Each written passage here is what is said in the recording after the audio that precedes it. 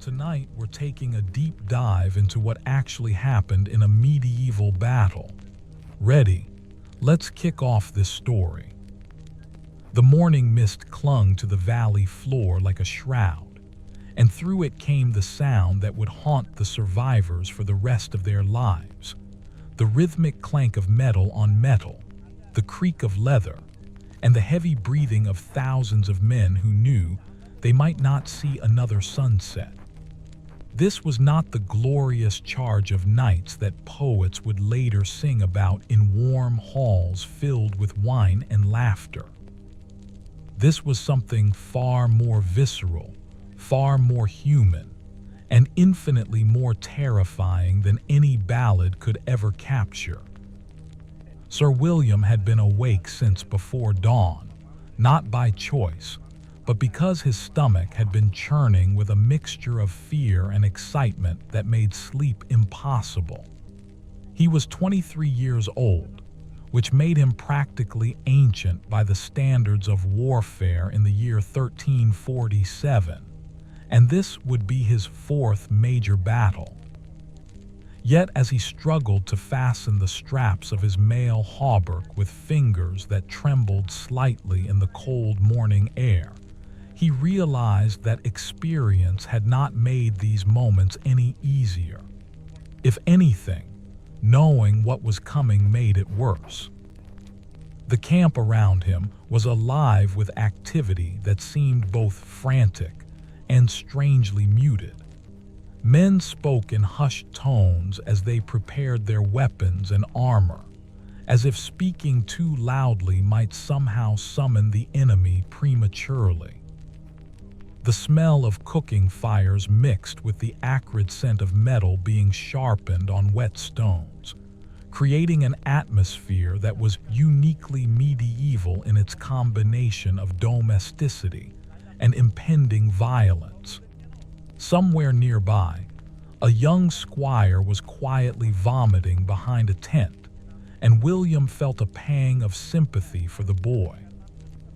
He remembered his own first battle, how the fear had felt like a living thing clawing at his insides.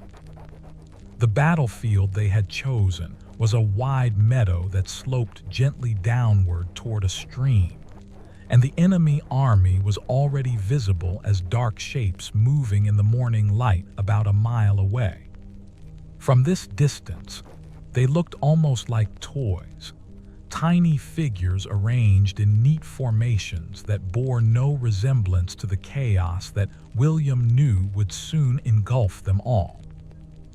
The strategic situation was relatively simple, which was both a blessing and a curse.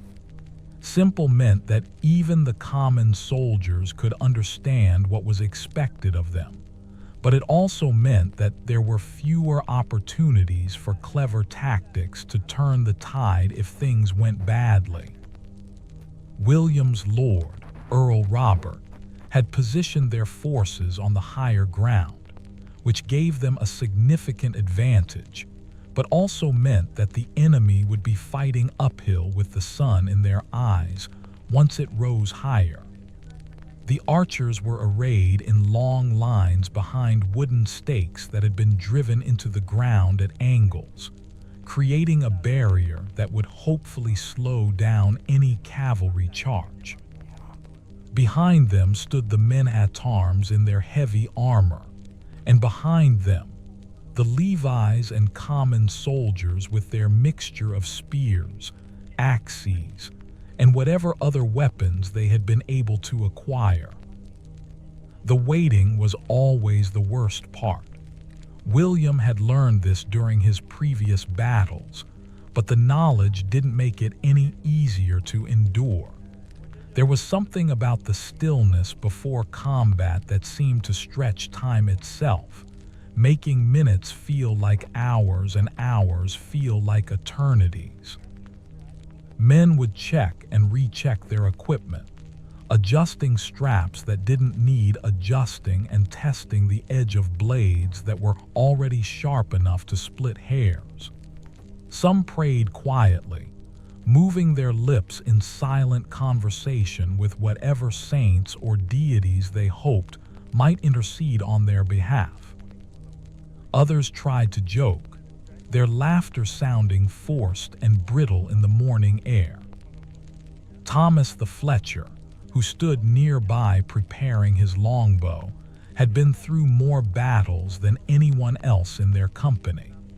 He was nearly 40 years old, which made him practically prehistoric by medieval standards, and his weathered face bore the scars of a dozen different conflicts. When younger men asked him for advice, he would usually just shrug and say that the secret to surviving battles was not to think too much about what might happen. But William had noticed that Thomas's hands shook slightly as he checked his bowstring, and he realized that even the most experienced warriors never truly became accustomed to the prospect of violent death. The enemy army was moving now, resolving itself into distinct formations as it approached across the meadow. William could make out the banners of at least 3 different lords, their colorful heraldry bright against the drab browns and grays of the landscape. There were cavalry units, their horses stepping high and proud, and long columns of infantry that moved with the disciplined precision that spoke of professional soldiers rather than hastily assembled peasant Levites. At the center of their formation was a group of heavily armored knights whose polished steel gleamed even in the dim morning light.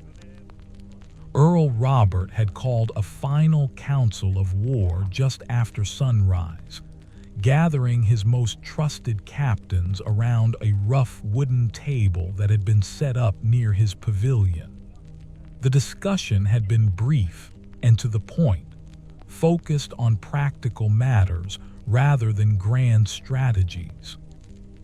The archers would lose their volleys when the enemy came within range, aiming first for the horses, and then for any gaps they could find in the enemy's armor. The men-at-arms would hold their positions until the initial charge had been broken, then advance in formation to exploit any weaknesses that appeared in the enemy line.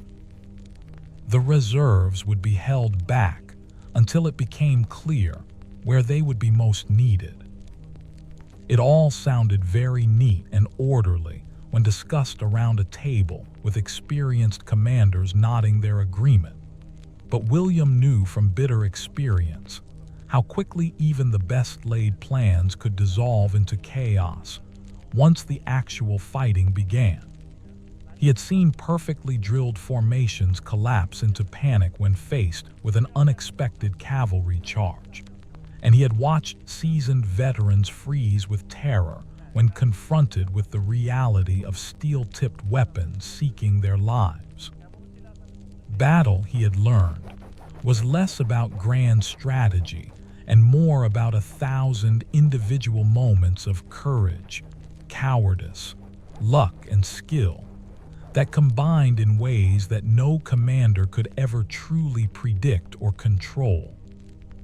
The morning was growing warmer now, and William could feel sweat beginning to gather under his heavy mail despite the coolness of the air.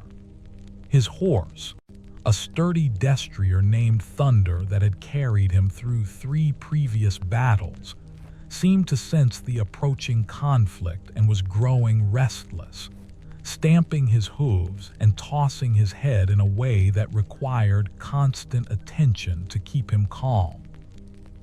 William patted the animal's neck and spoke softly to him, as much to calm his own nerves as to soothe the horse. There was something comforting about the familiar routine of preparing for battle, the same sequence of actions that he had performed so many times before. Around him, the other knights and men-at-arms were going through their own preparations. Some were having their squires make final adjustments to their armor, tightening straps and checking that every piece was properly secured.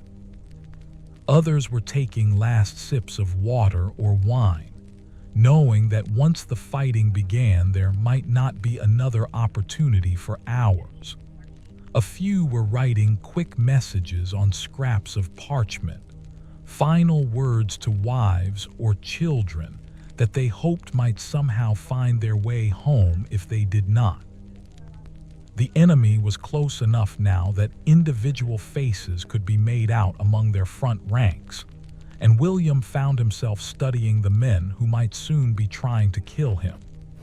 They looked remarkably ordinary, he realized, just men like himself who had been caught up in the grand schemes of their lords, and now found themselves standing in a field waiting to fight for reasons that probably seemed as abstract to them as they did to him.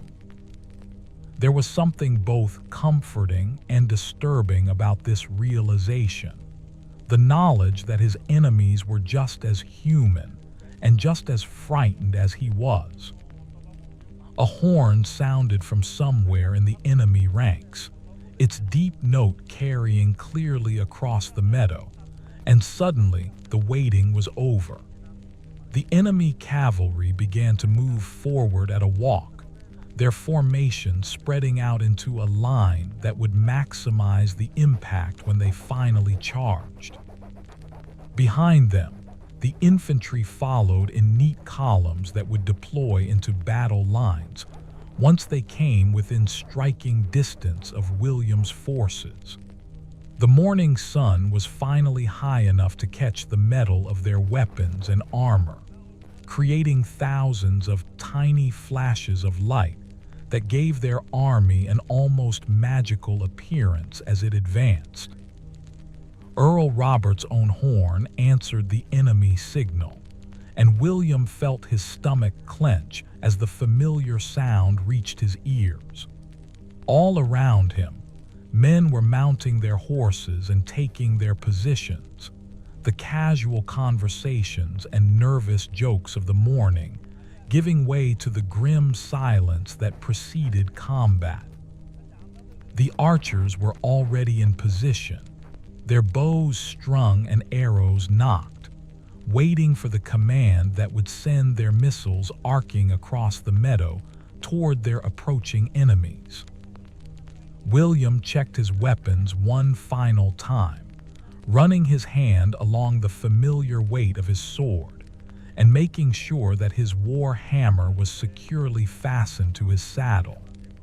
His shield, painted with his family's arms, was already on his left arm, and he could feel the comfortable weight of it settling into the grooves that years of training had worn into his muscles.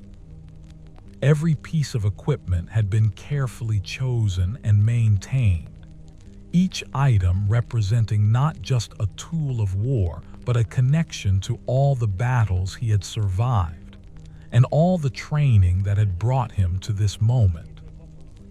The enemy cavalry was picking up speed now, moving from a walk to a trot and then to a canter as they began their approach. William could hear the sound of their horses' hooves against the hard-packed earth, a rhythmic thunder that seemed to shake the very ground beneath his feet. The sight was both magnificent and terrifying. Hundreds of armored horsemen moving in near-perfect formation with their lances leveled and their banners streaming in the wind behind them. It was the kind of scene that would inspire artists and poets for generations to come, but from William's perspective, it looked like nothing so much as approaching death. The first flight of arrows went up from the English archers with a sound like a great indrawn breath, hundreds of bowstrings releasing almost simultaneously to send their missiles climbing high into the morning sky. For a moment, the arrows hung at the peak of their trajectory like a dark cloud, and then they began to fall with increasing speed toward the advancing cavalry. William had seen this sight before, but it never failed to impress him with its deadly beauty. The way the arrows seemed to follow mathematical curves as precise as anything drawn by a scholar's compass. The arrows struck the enemy formation with a sound like hail on a wooden roof, and suddenly the neat ranks of cavalry were thrown into chaos. Horses screamed and reared as the steel-tipped missiles found their marks, and riders who had been sitting proudly in their saddles moments before were suddenly fighting to control their mounts or falling to the ground in tattered heaps. The charge didn't stop completely, but it was broken and disordered, with individual knights and small groups continuing forward, while others milled about in confusion or tried to tend to their wounded animals.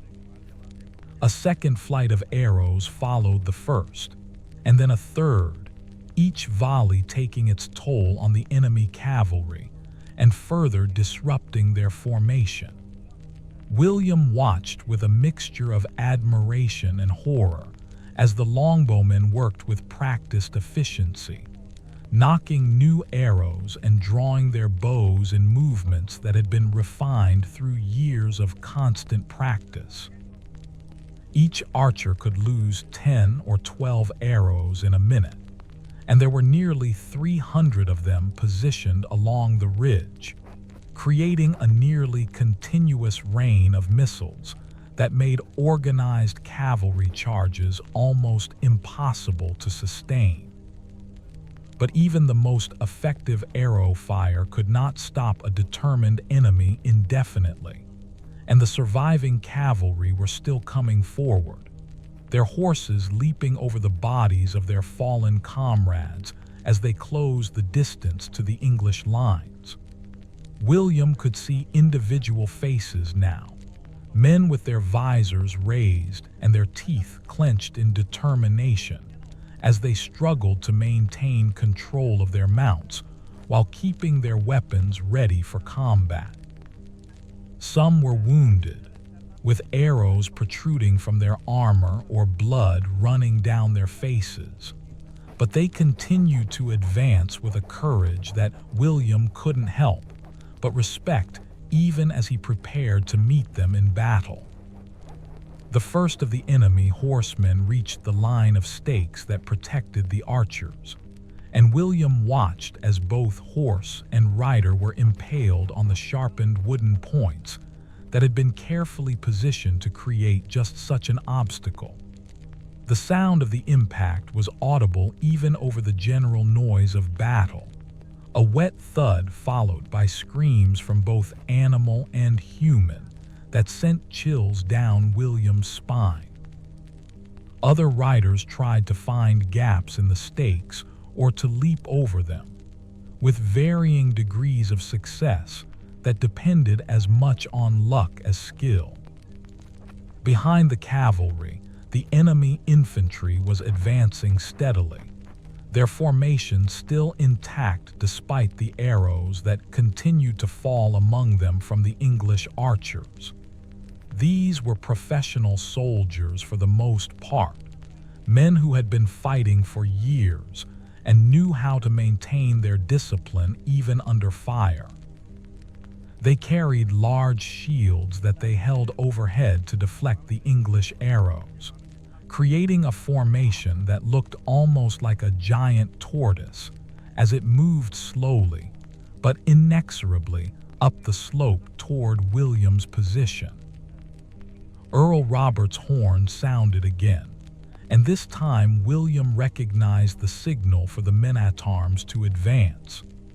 All around him, heavily armored knights spurred their horses forward, moving from a standing position to a canter in a matter of seconds as they sought to engage the scattered enemy cavalry before it could reorganize. William felt thunder respond to his spurs, the big horse gathering his powerful muscles and launching himself forward with an eagerness that spoke of extensive training and experience in combat situations. The collision, when it came, was unlike anything that civilian observers could ever truly understand. The crash of metal on metal, the screaming of horses, the shouts and curses of men fighting for their lives, all combined into a cacophony that seemed to assault every sense simultaneously. William found himself face to face with an enemy knight whose heraldry he didn't recognize. A man roughly his own age with dark hair visible beneath his raised visor, and a look of fierce concentration as he swung a heavy mace toward William's head. William managed to catch the blow on his shield, feeling the impact travel up his arm and into his shoulder with enough force to make his teeth ache. He countered with a thrust of his sword that his opponent turned aside with practiced skill, and suddenly they were locked in the kind of individual combat that required every ounce of training and experience that William had acquired over the years. There was no time to think about strategy or tactics, no opportunity to consider the larger battle that was raging around them. Everything came down to reflexes and muscle memory, the ability to react to threats and opportunities in the split second that they presented themselves. The enemy knight was skilled, William realized, as they continued to trade blows with neither gaining a decisive advantage. His technique was different from what William was accustomed to, suggesting training in a foreign school of arms, but his fundamentals were solid and his reflexes were quick. More importantly, he was fighting with the desperate courage of a man who knew that defeat would almost certainly mean death, and that gave him an intensity that made him dangerous despite any disadvantage he might have in terms of equipment or position. Around them, similar individual combats were taking place as the two forces of heavy cavalry met and mingled in a confused melee that bore no resemblance to the neat formations that had begun the battle. William caught glimpses of other fights out of the corner of his eye, seeing friends and enemies locked in struggles that would determine who lived and who died in the next few minutes. Sir Geoffrey was fighting 3 enemies at once, his sword moving in patterns too quick for William to follow as he tried to keep from being overwhelmed.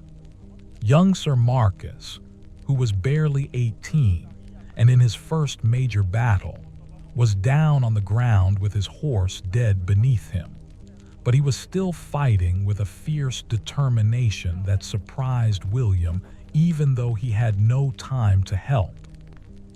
William's own opponent made a mistake, overcommitting to a thrust that left him momentarily off balance, and William took advantage of the opening to land a solid blow with his war hammer that caved in the side of the man's helmet and sent him toppling from his saddle.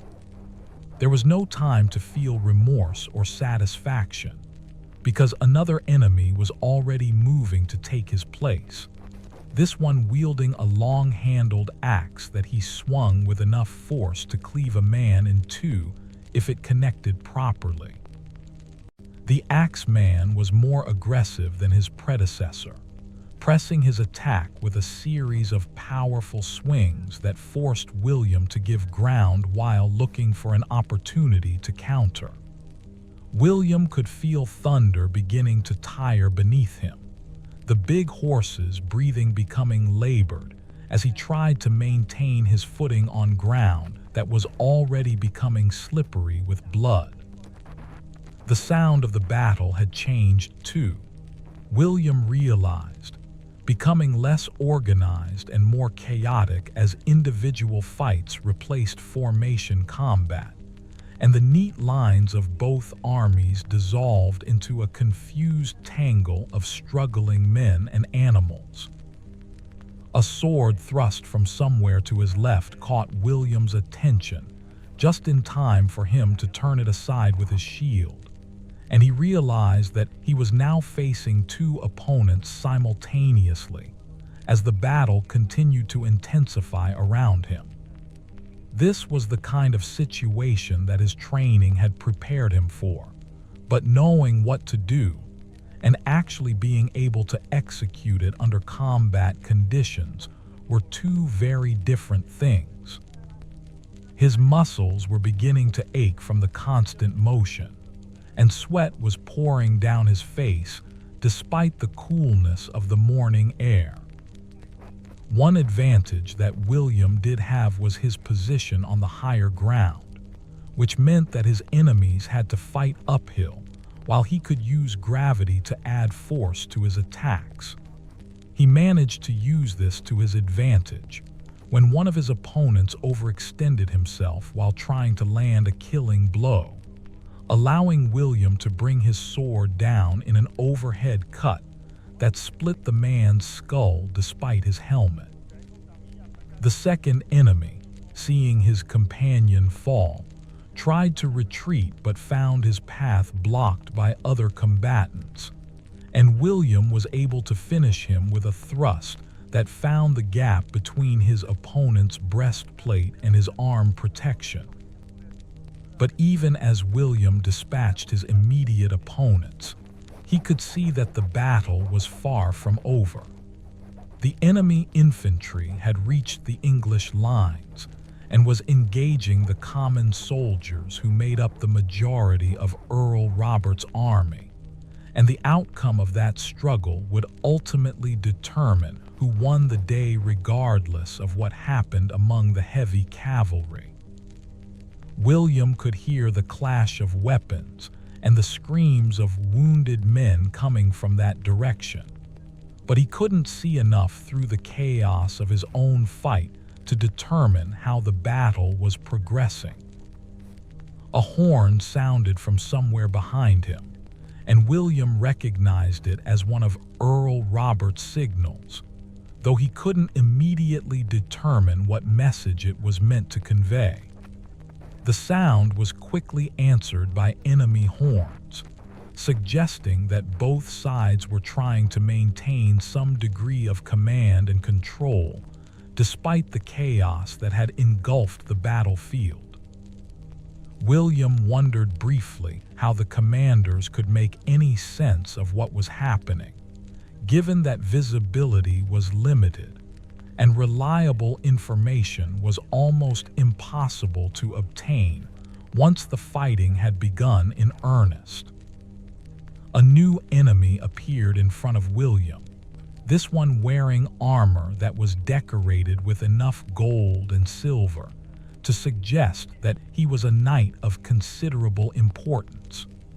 The man carried himself with the confidence of someone who had survived many battles, and his equipment was of obviously superior quality compared to the common soldiers who made up the majority of both armies. William realized that this might be one of the enemy commanders, which would make him both a valuable prize and an extremely dangerous opponent. The enemy knight didn't waste time with words or gestures, instead launching immediately into an attack that demonstrated both skill and experience. His technique was flawless, William realized, each movement flowing naturally into the next in a way that spoke of years of intensive training under master-at-arms who tolerated no shortcuts or compromises. William found himself being pressed hard, forced to defend against a series of attacks that came from unexpected angles and with timing that made them difficult to anticipate or counter. Thunder was beginning to show signs of serious fatigue now, his movements becoming less responsive as the long battle took its toll on both horse and rider. William could feel the animal's powerful muscles beginning to tremble with exhaustion, and he knew that he would need to end this fight quickly or risk being overwhelmed when his mount could no longer support him effectively. The enemy knight seemed to sense this weakness and pressed his attack even more aggressively, clearly hoping to exploit the situation before William could recover or receive help from his allies. The sound of fighting seemed to be coming from all directions now, and William realized that the battle had spread far beyond its original boundaries, as individual combats and small group actions carried participants across the meadow in seemingly random directions. He could hear English voices calling for help to his left, and the distinctive sound of Welsh longbows being discharged somewhere behind him. But he couldn't spare enough attention from his own fight to determine what these sounds might mean for the overall progress of the battle. William's opponent made his move, launching a combination attack that began with a feint toward William's head and then shifted to a thrust aimed at his midsection. It was exactly the kind of sophisticated technique that could only be countered by someone with extensive training and experience, and William barely managed to turn the thrust aside with his sword while simultaneously bringing his shield up to block a follow-up attack that came from an unexpected angle. The enemy knight's blade scraped along William's mail with a sound like fingernails on slate, and William felt a moment of cold fear as he realized how close the weapon had come to finding a gap in his armor. But the enemy's aggressive attack had also left him momentarily exposed, and William managed to land a solid blow with his war hammer that caught his opponent on the shoulder and sent him reeling backward in his saddle. William pressed his advantage immediately, following up with a thrust of his sword that found the gap between his opponent's helmet and his gorget, penetrating deep enough to draw blood and cause the enemy knight to cry out in pain and surprise.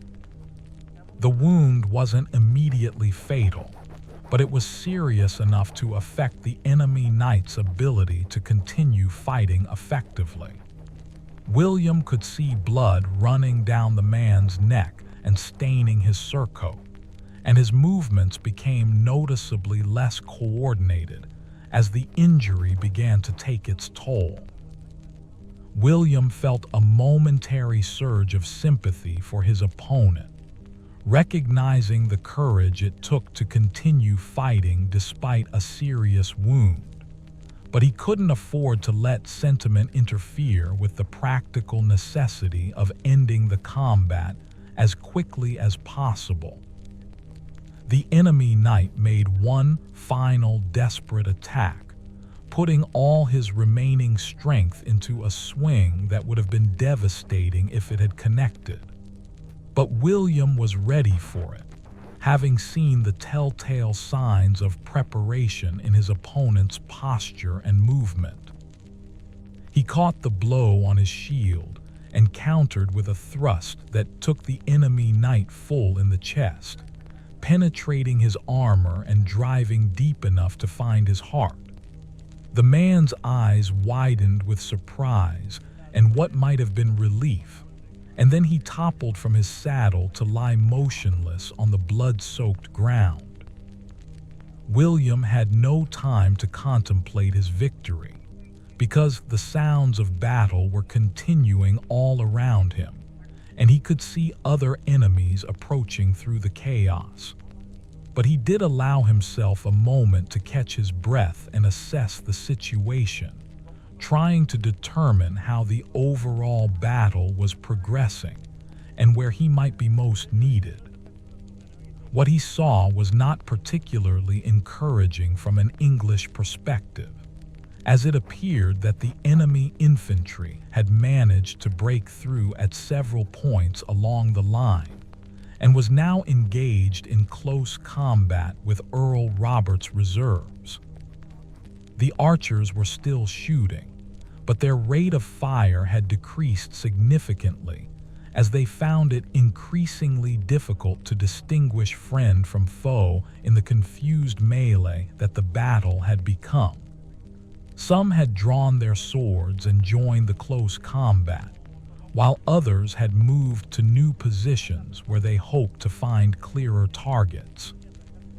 The careful formations and tactical plans that had seemed so important during the morning's council of war had been completely forgotten in the desperate struggle for survival that now consumed everyone on the battlefield. William spurred Thunder forward, heading toward what appeared to be the heaviest fighting in an effort to help stem the enemy advance.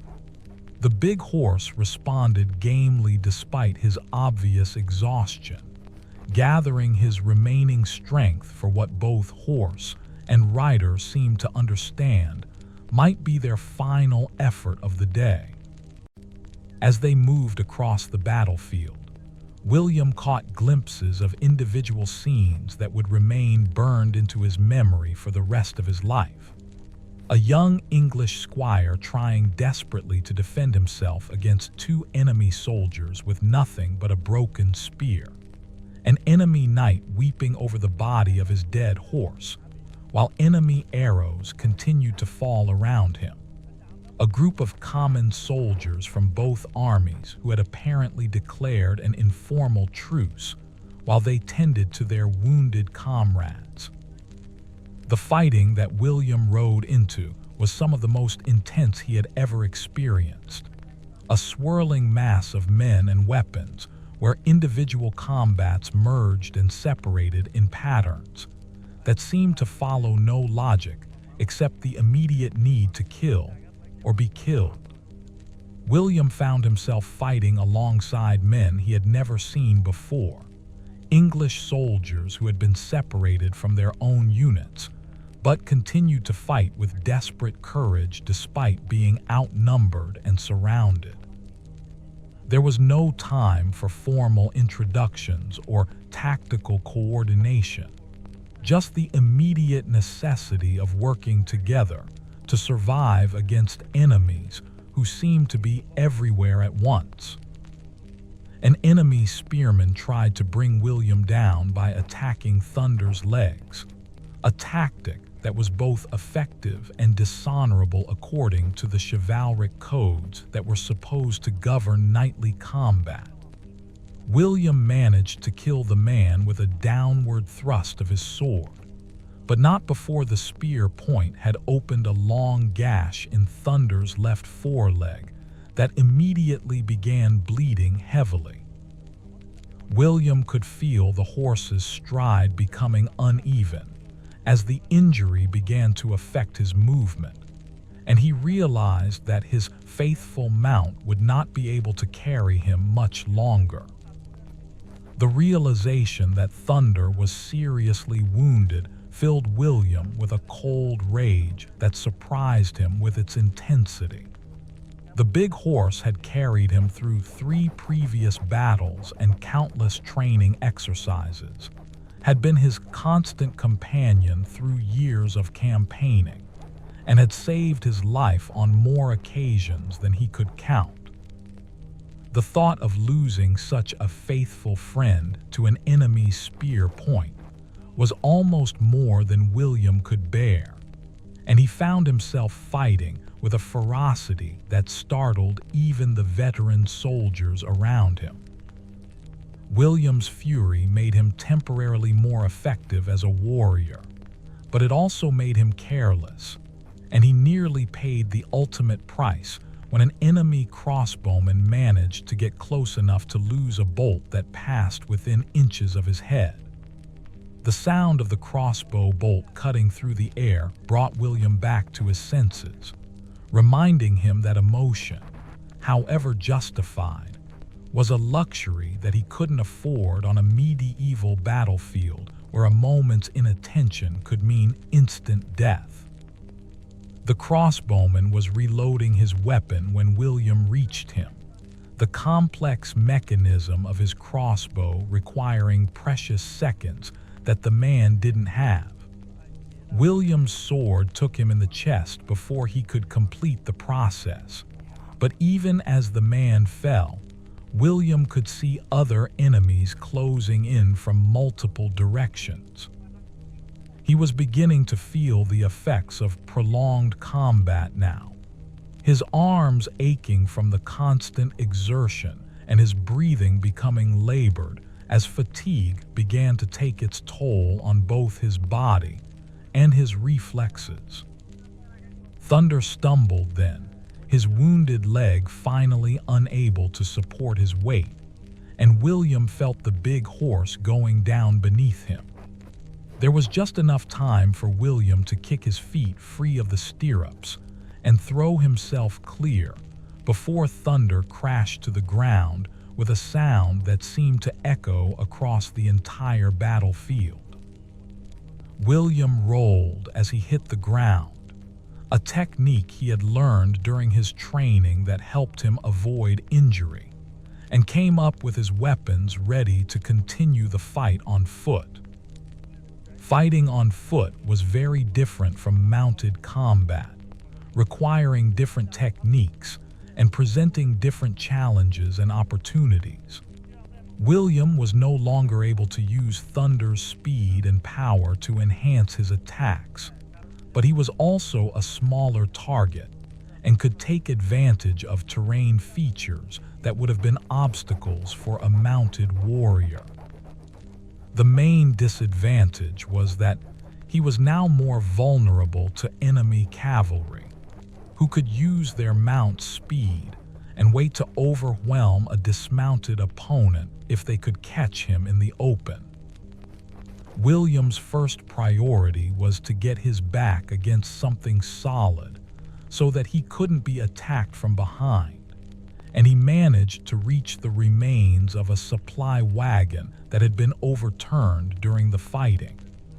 The wooden sides of the wagon provided some protection from missile weapons, and the position allowed him to control the direction from which enemies could approach him. It wasn't perfect, but it was better than being caught in the open, where he could be surrounded and overwhelmed by superior numbers.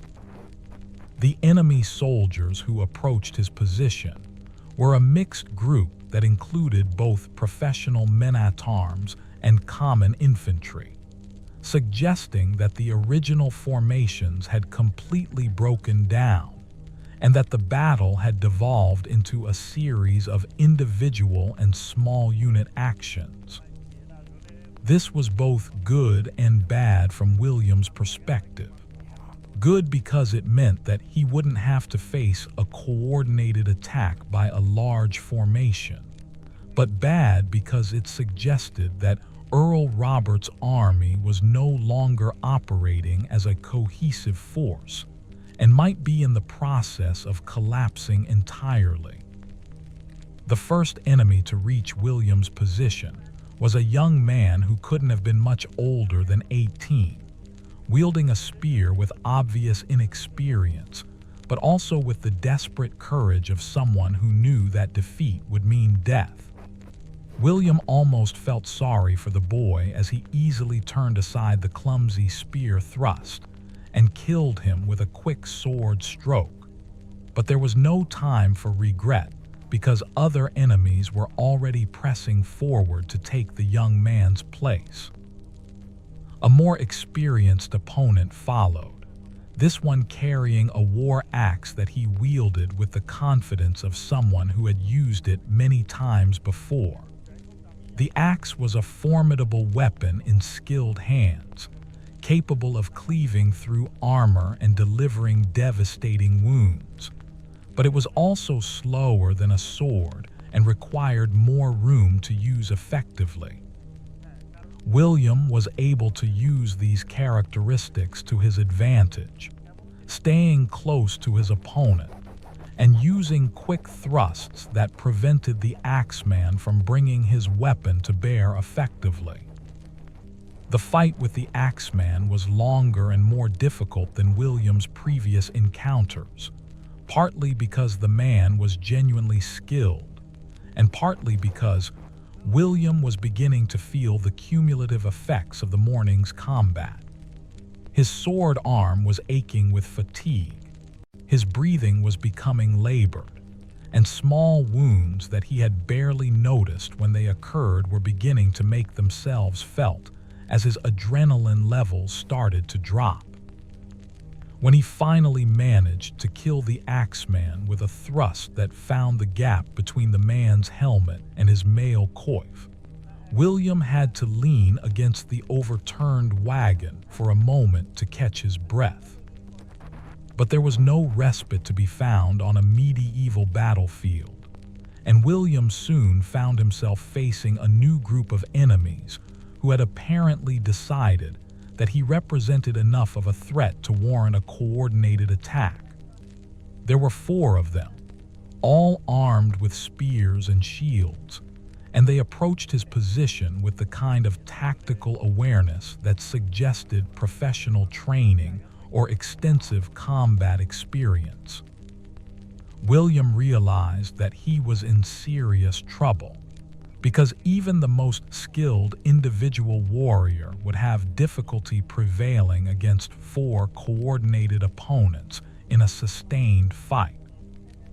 The spearmen spread out to surround William's position, moving with the kind of coordination that confirmed his suspicion that they were experienced soldiers rather than hastily raised peasant Levi's.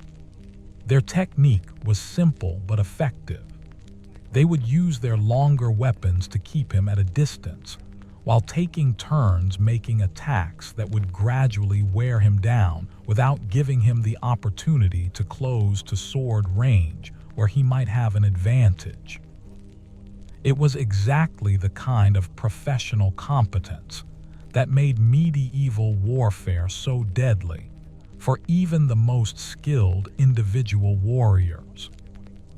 William's only hope was to break their formation before they could fully coordinate their attack, and he chose to charge the spearman who seemed least confident in his movements. It was a desperate gamble that left him momentarily vulnerable to attacks from the other 3 men, but it was his only chance of avoiding being slowly overwhelmed by superior numbers and reach. His sudden movement caught the targeted spearman off guard, and William was able to get inside the man's guard and kill him with a sword thrust before the others could react effectively. But killing one opponent still left William facing 3 enemies, and his desperate charge had carried him away from the overturned wagon that had been providing some protection for his back. Now, he was in the open with enemies approaching from multiple directions, exactly the kind of situation that his training had taught him to avoid at all costs. William could feel panic beginning to rise in his throat as he realized how precarious his situation had become, but he forced himself to remain calm and look for opportunities that might still allow him to survive the encounter. The remaining spearmen were more cautious now, having seen what had happened to their companion, and they began to circle William like wolves stalking their prey. Their spear points tracked his movements constantly, ready to thrust forward the instant he showed any sign of weakness or made any move that might leave him exposed to attack. William could see the calculation in their eyes, the cold professional assessment of a tactical situation that they clearly felt was moving in their favor. William's salvation came from an unexpected source when a flight of English arrows fell among the enemy spearmen, apparently shot by archers who had found a position where they could provide supporting fire without risking hitting their own men.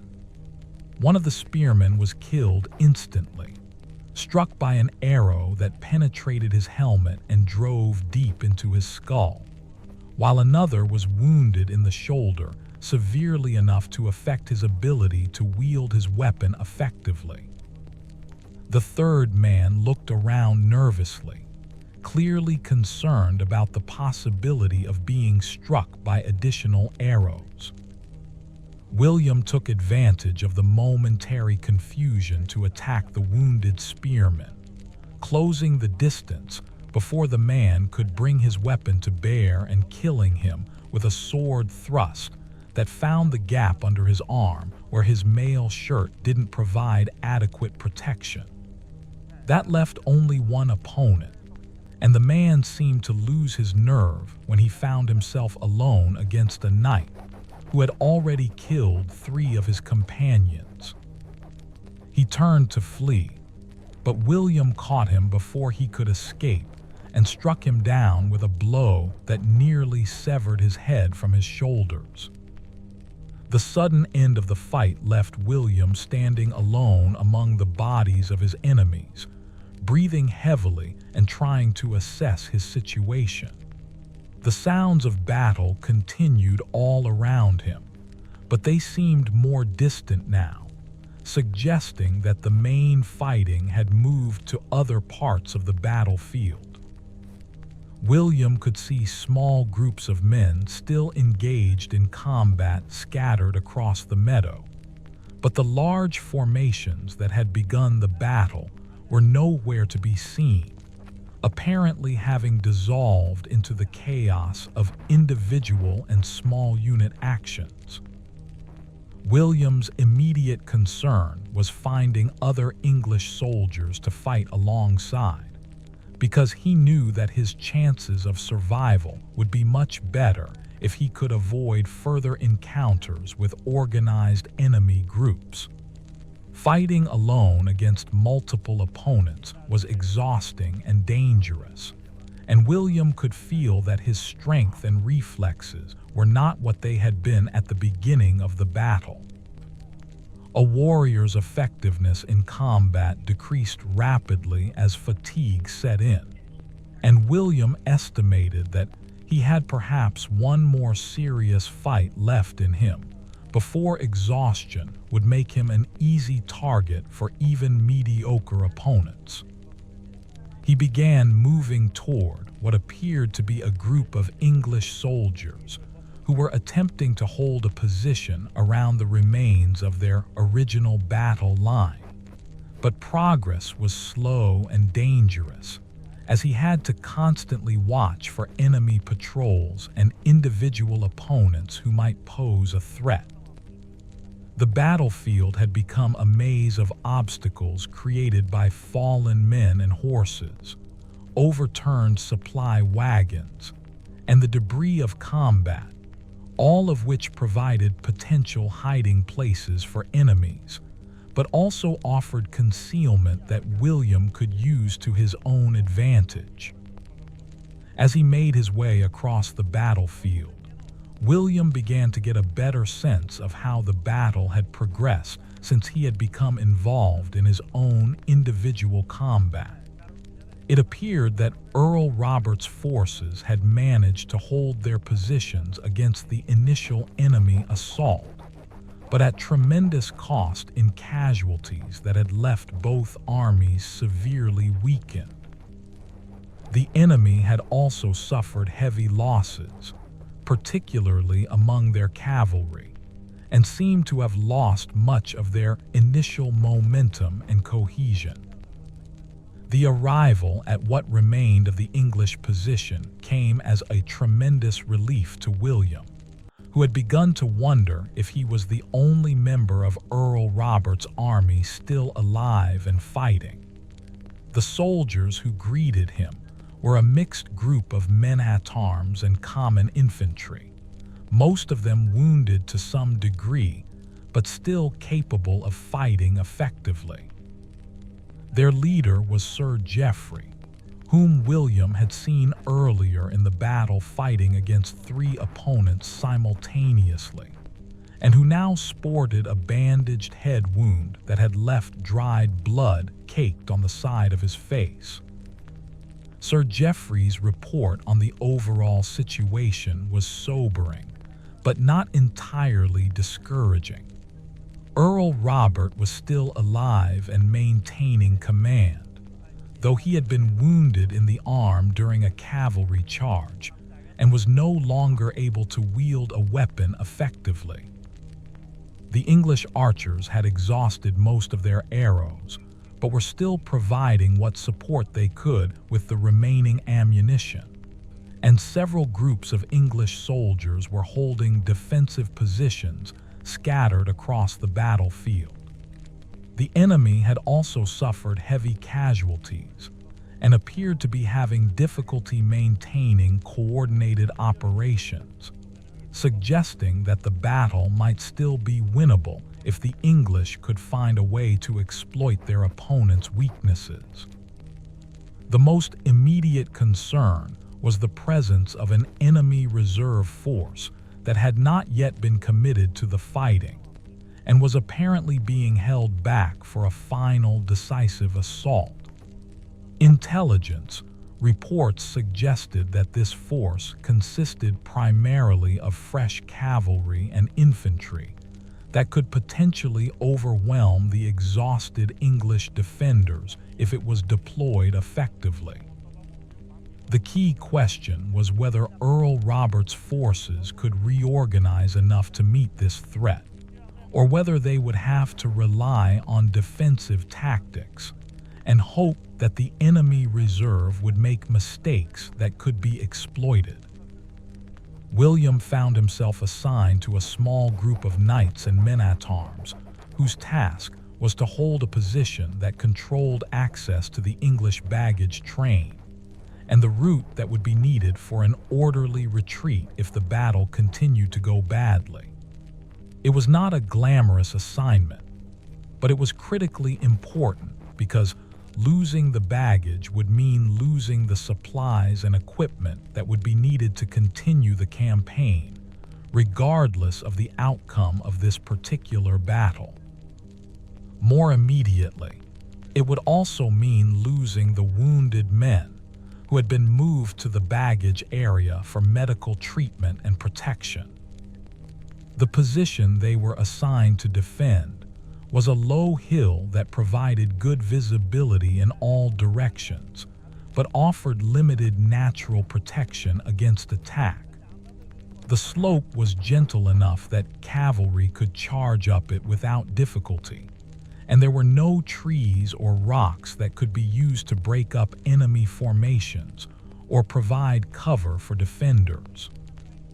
What the position did offer was the advantage of height, which would give the defenders some benefit in close combat and would make it easier for any remaining English archers to provide supporting fire without risking hitting their own men.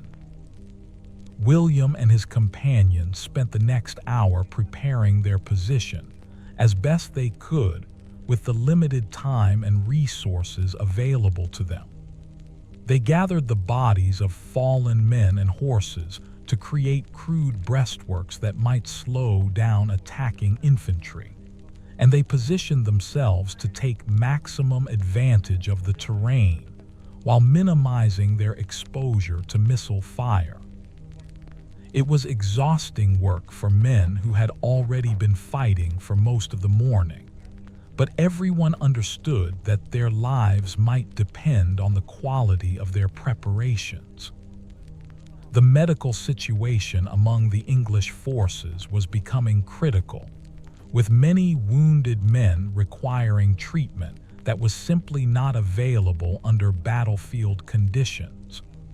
The Army's surgeons were doing what they could with limited supplies and primitive techniques, but medieval medicine had little to offer for the kinds of traumatic injuries that were common in combat. Men with serious wounds faced the choice between attempting to continue fighting despite their injuries, or accepting that they were effectively out of the battle, and hoping that they would survive long enough to receive proper treatment if the English won the day. William's own injuries were relatively minor compared to what many of his comrades had suffered, but they were beginning to make themselves felt as his adrenaline levels dropped, and his body started to register the various cuts, bruises, and strains that he had accumulated during the fighting. His right shoulder ached from the repeated impact of blows against his shield, and there was a deep cut on his left thigh that had penetrated his mail and was bleeding slowly but steadily. More troubling was a ringing in his ears that suggested he might have suffered some kind of head injury, possibly from a blow that he didn't even remember receiving. The waiting began again, but this time it felt different from the morning's anticipation, because now everyone knew exactly what combat was like and what they could expect if the fighting resumed. There was no nervous joking or optimistic speculation about how the battle might unfold, just the grim determination of professional soldiers who understood that their survival depended on their ability to work together effectively under the worst possible circumstances. Some men prayed quietly, while others checked and rechecked their weapons with the mechanical precision of rituals that helped them maintain their focus and composure. The enemy reserve finally appeared in the early afternoon, moving across the meadow in formation that suggested both discipline and confidence. William could see that they were indeed fresh troops, their armor still bright and their movements showing none of the exhaustion that was affecting both sides after hours of combat. Their commander had clearly been waiting for the right moment to commit them, and William had to admire the tactical patience that had kept these men out of the earlier fighting until they could be used to maximum effect. But the delay had also given the English time to reorganize their own forces and prepare for what everyone expected would be the decisive phase of the battle. Earl Robert had managed to gather the survivors of his army into defensive positions that took advantage of the terrain and maximized their ability to support each other against attacks from multiple directions. The wounded who could still fight had been given positions where they could contribute without being exposed to unnecessary danger, while those who were too badly injured to continue were moved to protected areas where they would have the best chance of surviving regardless of the battle's outcome. The enemy advance began with a bombardment from their few remaining siege engines, catapults and ballistae that had been brought forward to support the assault. The missiles were not particularly accurate at long range, but they didn't need to be because their primary purpose was to demoralize the defenders rather than inflict specific casualties. The sound of stones and bolts crashing into the ground around the English positions was psychologically devastating, creating an atmosphere of helpless vulnerability that could break the morale of even experienced soldiers if it continued long enough.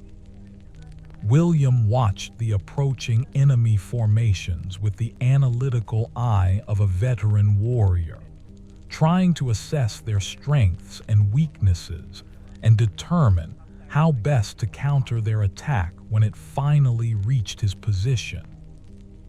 The enemy commander had arranged his forces in a traditional formation, with heavy cavalry on the flanks and infantry in the center, a deployment that would allow him to use his mounted troops to exploit any weaknesses that developed in the English line while using his infantry to maintain pressure across the entire front.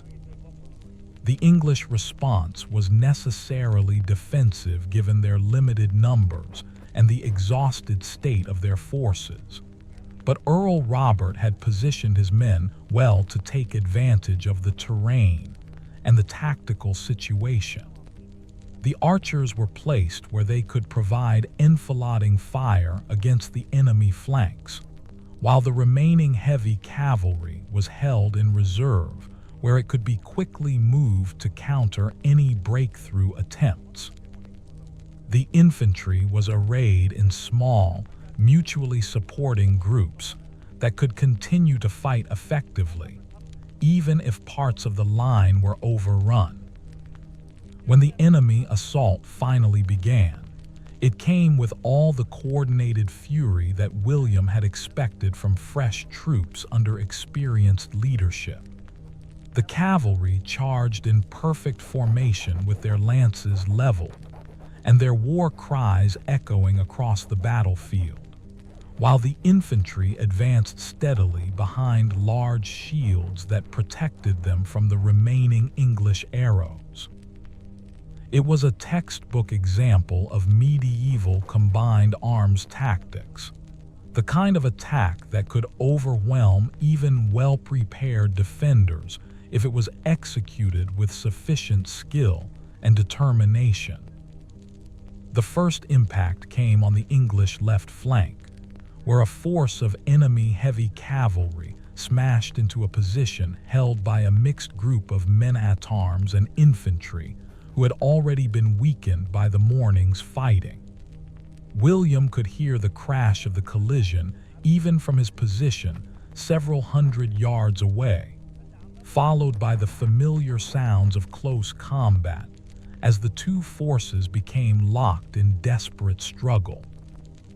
He could see individual combats developing as the neat formations dissolved into chaos, but the distance made it impossible to determine how the fighting was progressing or whether the English were managing to hold their position. On William's own section of the battlefield, the enemy approach was more cautious, with infantry advancing in small groups that tried to use the terrain and the debris of earlier fighting to get close to the English positions without being exposed to missile fire. It was a professional approach that showed respect for the English defenders' abilities, but it also meant that William and his companions would have more time to prepare for the actual assault when it finally developed. The enemy commander was clearly more concerned with minimizing his own casualties than with achieving a quick breakthrough, which suggested that he understood the tactical situation well enough to know that time was on his side. The first enemy soldiers to reach William's position were a group of crossbowmen who took cover behind the overturned supply wagons and began shooting at the English defenders from relatively close range. Their bolts were accurate and powerful enough to penetrate mail at that distance, making them a serious threat that had to be dealt with quickly before they could inflict significant casualties. William and two of his companions managed to work their way around the enemy position and attack the crossbowmen from behind, killing all of them before they could reload their weapons or retreat to a safer position.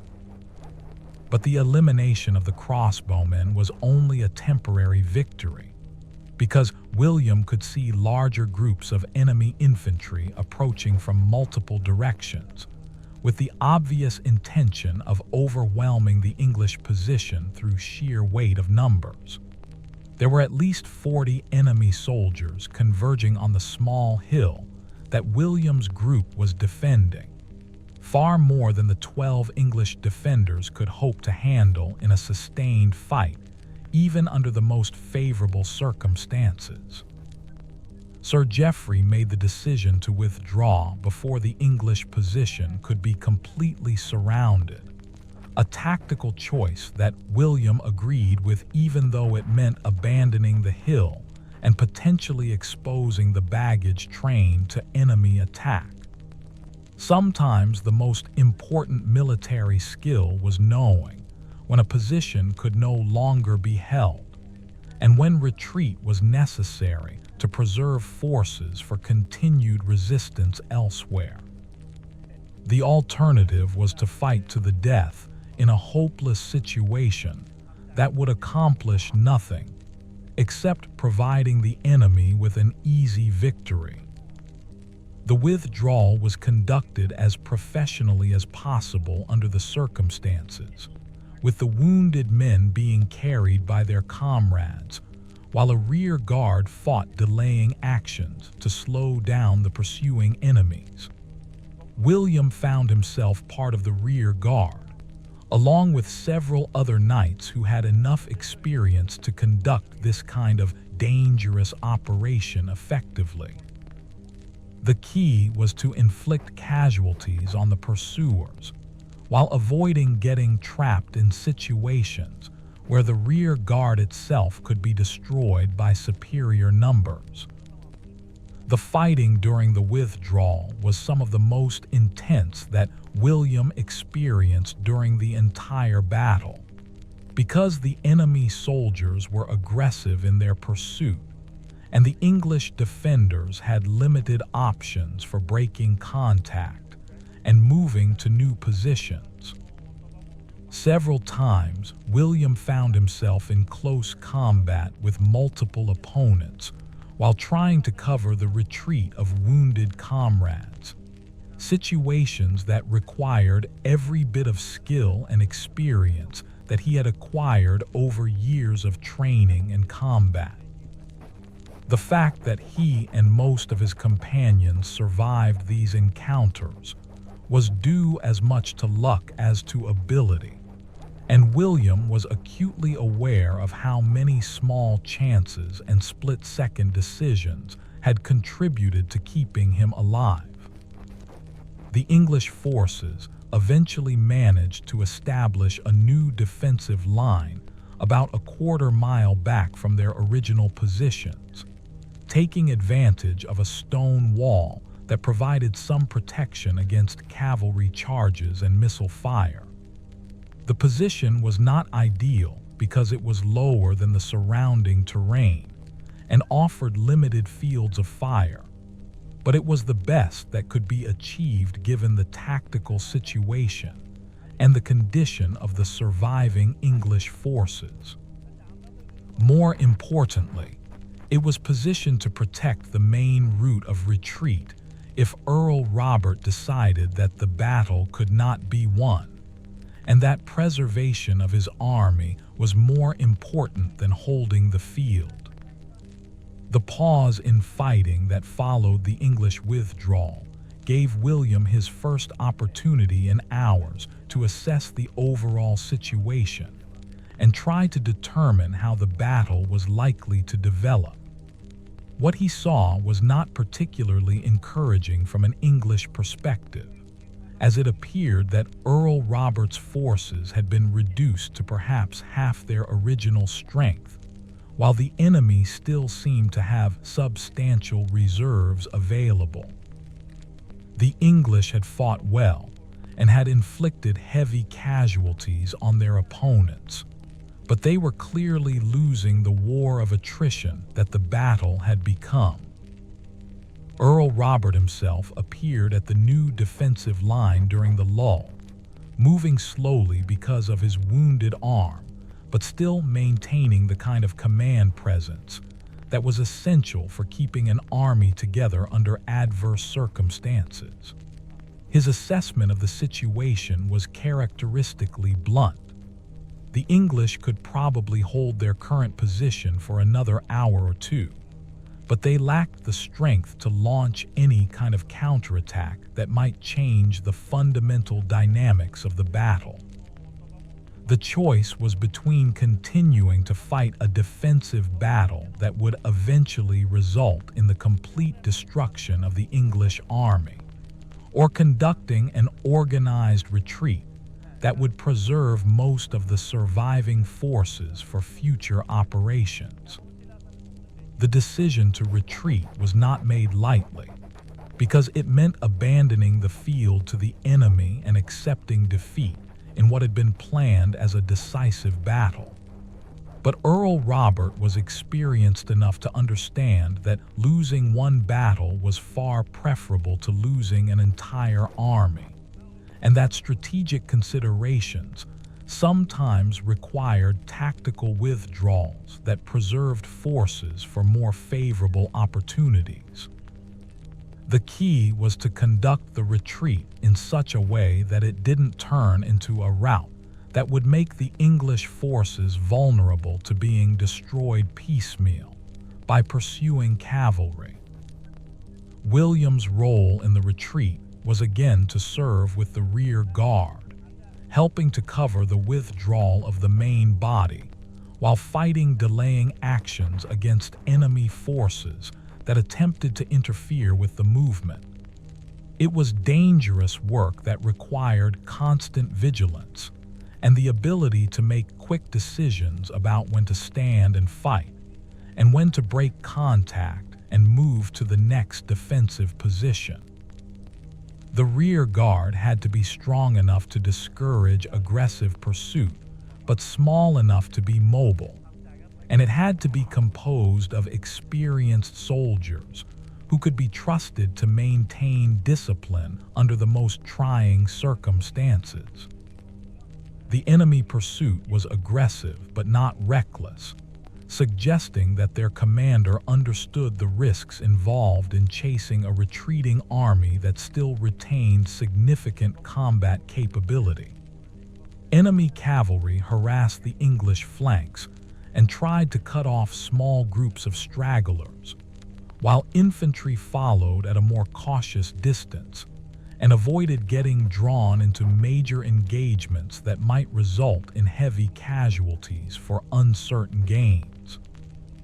It was exactly the kind of professional approach that William would have expected from experienced military commanders, who understood that winning a battle was less important than preserving their own forces for future operations. The retreat continued through the afternoon and into the early evening, with the English forces gradually falling back toward prepared positions that had been established earlier in the campaign. The movement was conducted in good order, despite the constant pressure from enemy patrols and the exhaustion that was affecting every member of Earl Robert's army. Men who had been fighting since dawn now faced the additional challenge of a difficult withdrawal over several miles of broken terrain, all while carrying wounded comrades and maintaining enough combat readiness to respond to enemy attacks. William's own condition was deteriorating as the day wore on, with fatigue and accumulated injuries combining to reduce his effectiveness as both a warrior and a leader. The cut on his thigh had reopened during the fighting at the stone wall and was bleeding again, while his right arm was so stiff and sore that he could barely lift his shield. More troubling was the persistent ringing in his ears and occasional moments of dizziness that suggested he might have suffered a more serious head injury than he had initially realized. But personal discomfort had to be subordinated to the needs of the rear guard and the overall success of the retreat, and William continued to fight effectively whenever the tactical situation required it. The enemy made several serious attempts to break through the rear guard and get at the main body of retreating English forces, attacks that required intense combat against fresh opponents who had not been worn down by hours of previous fighting. Each of these engagements tested the limits of William's endurance and skill, but somehow he managed to continue functioning at a level that contributed meaningfully to the rear guard's mission. The most serious crisis came when a force of enemy heavy cavalry managed to get around the English left flank and threatened to cut off the retreat route entirely. Sir Geoffrey led a desperate counterattack with the few remaining English knights, a charge that succeeded in breaking up the enemy formation, but at the cost of several casualties that the English could ill afford. William participated in this action despite his injuries and fatigue, and managed to distinguish himself by killing 2 enemy knights and helping to rescue a wounded English soldier who would otherwise have been left behind. As darkness began to fall, the character of the fighting changed significantly because visibility became limited, and both sides had to rely more on hearing and instinct than on clear observation of enemy movements. This created opportunities for small unit actions and individual heroics, but it also increased the risk of confusion and friendly fire incidents that could be just as deadly as enemy attacks. The rear guard had to be particularly careful to maintain contact with the main body and avoid getting separated in the darkness, because isolated groups could easily be surrounded and destroyed by superior numbers. The English finally reached their prepared defensive positions just after full darkness, and William felt a tremendous sense of relief as he passed through the perimeter that had been established by fresh troops who had not participated in the day's fighting. For the first time since dawn, he was able to lower his guard slightly and acknowledge the full extent of his exhaustion and injuries. His legs were trembling with fatigue. His vision was blurry from blood loss and possible concussion, and his hands were shaking so badly that he could barely remove his helmet. The defensive position that Earl Robert had chosen for his army was well situated to discourage enemy attacks and provide protection for the large number of wounded men who would require medical attention before they could be moved any further. There were natural obstacles that would channelize attacking forces into predetermined killing zones, while elevated positions provided excellent fields of fire for archers and good observation posts for commanders who needed to coordinate defensive operations.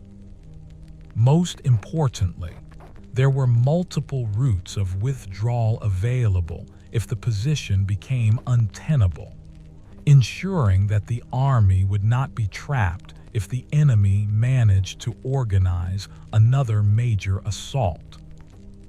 William's first priority after reaching safety was to get his wounds properly treated, something that had been impossible during the fighting and the subsequent retreat. The Army's medical personnel were overwhelmed with casualties, but William's status as a knight ensured that he received attention relatively quickly compared to common soldiers who might have to wait hours or even days for treatment. The surgeon who examined his injuries was professional but not particularly optimistic about his condition, particularly regarding the head injury that was causing the persistent dizziness and ringing in his ears. The treatment that medieval medicine could provide for combat injuries was primitive by modern standards, consisting mainly of cleaning wounds, applying herbal poultices, and binding injuries with whatever clean cloth was available. There were no antibiotics to prevent infection, no anesthetics to reduce pain during treatment, and no advanced surgical techniques that could repair serious internal damage. Men either recovered from their wounds naturally or they died, and there was relatively little that medical personnel could do to influence the outcome beyond providing basic care and hoping for the best. William's leg wound was cleaned and bandaged, and the surgeon applied a poultice that was supposed to prevent infection and promote healing. The head injury was more problematic because there was no obvious external damage and no reliable way to determine the extent of internal trauma that might have occurred. The surgeon advised rest and observation, warning that head injuries could be unpredictable and that symptoms might worsen over time even if they initially seemed manageable.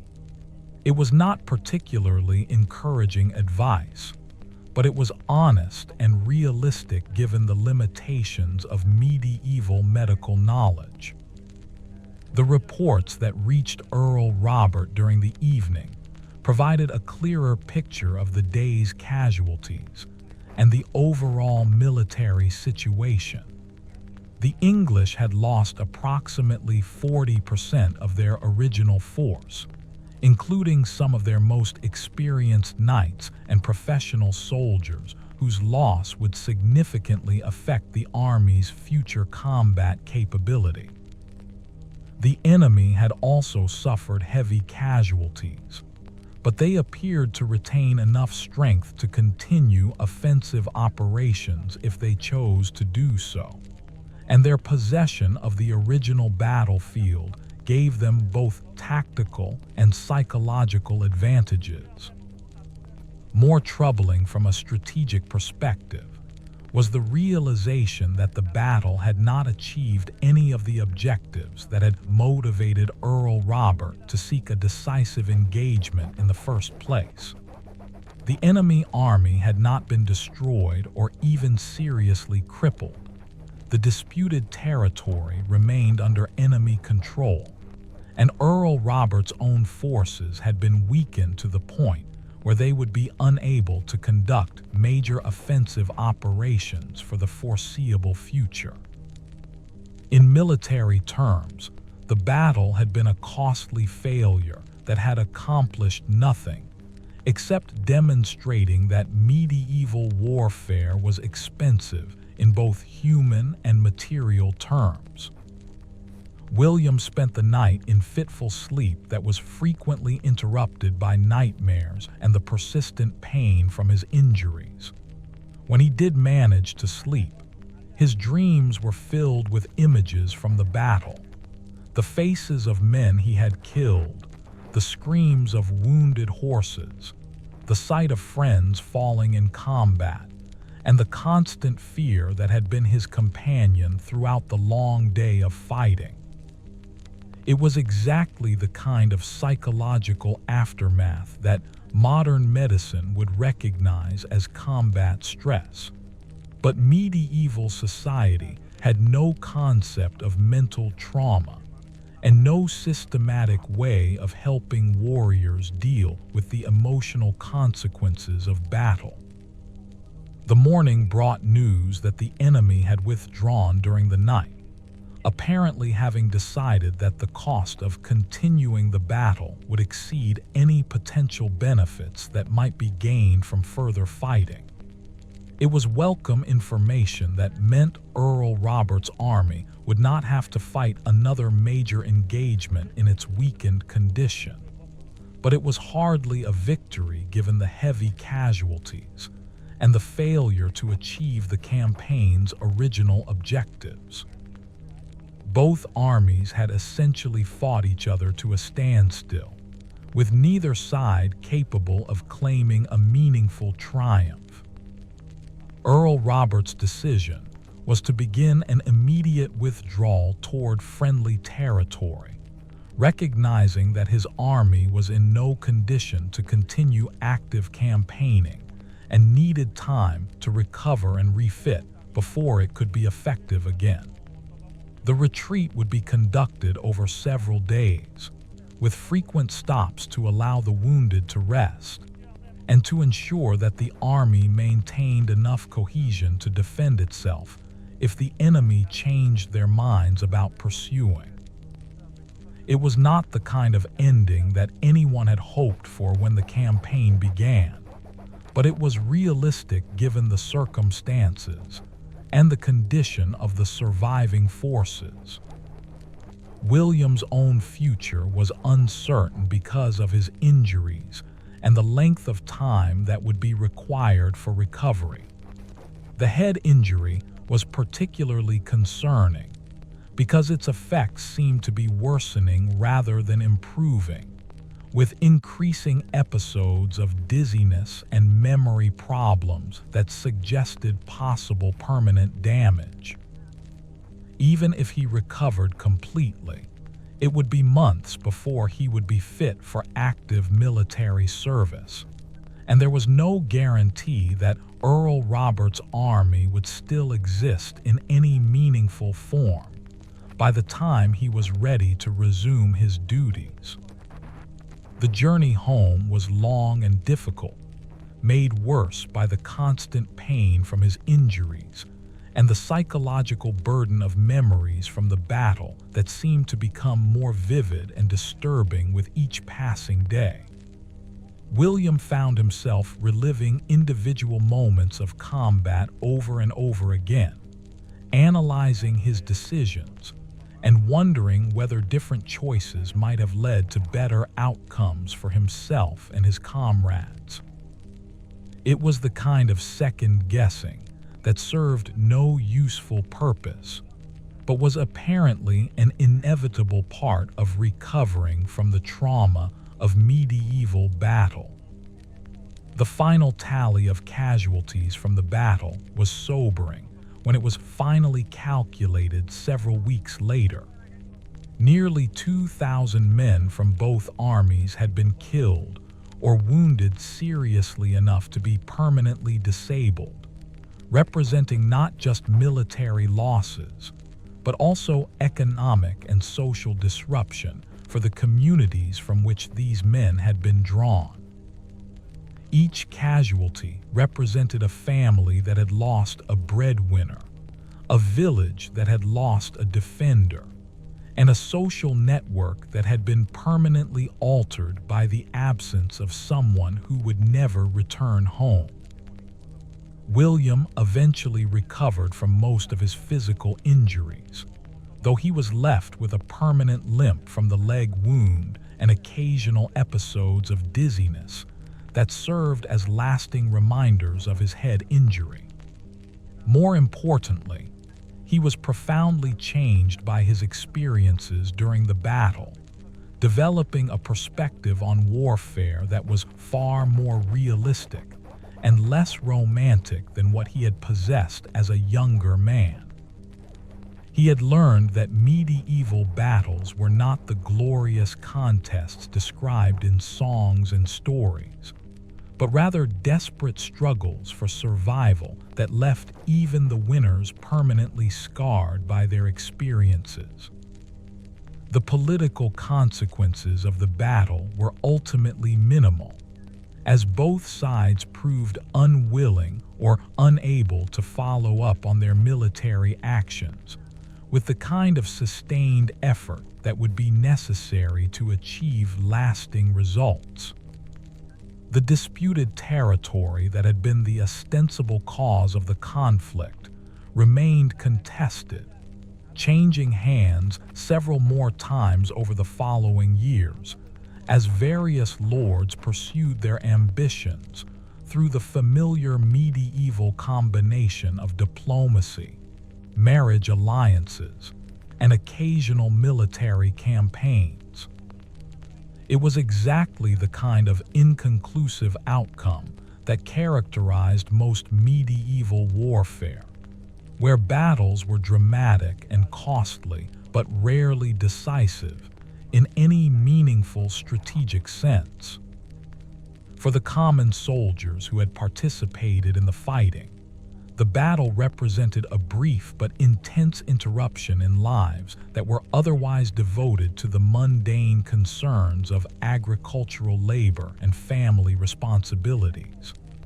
Most would never fight in another major battle, and many would spend the rest of their lives dealing with injuries and psychological trauma that medieval society was ill-equipped to understand or treat. Their stories would be largely forgotten by history, overshadowed by the accounts of noble deeds and knightly valor that chroniclers preferred to record for posterity.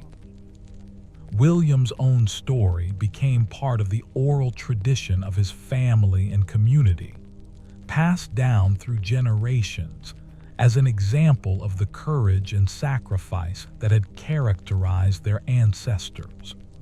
But like most such stories, it was gradually transformed over time, with the harsh realities of medieval warfare being softened into more acceptable narratives of honor and glory.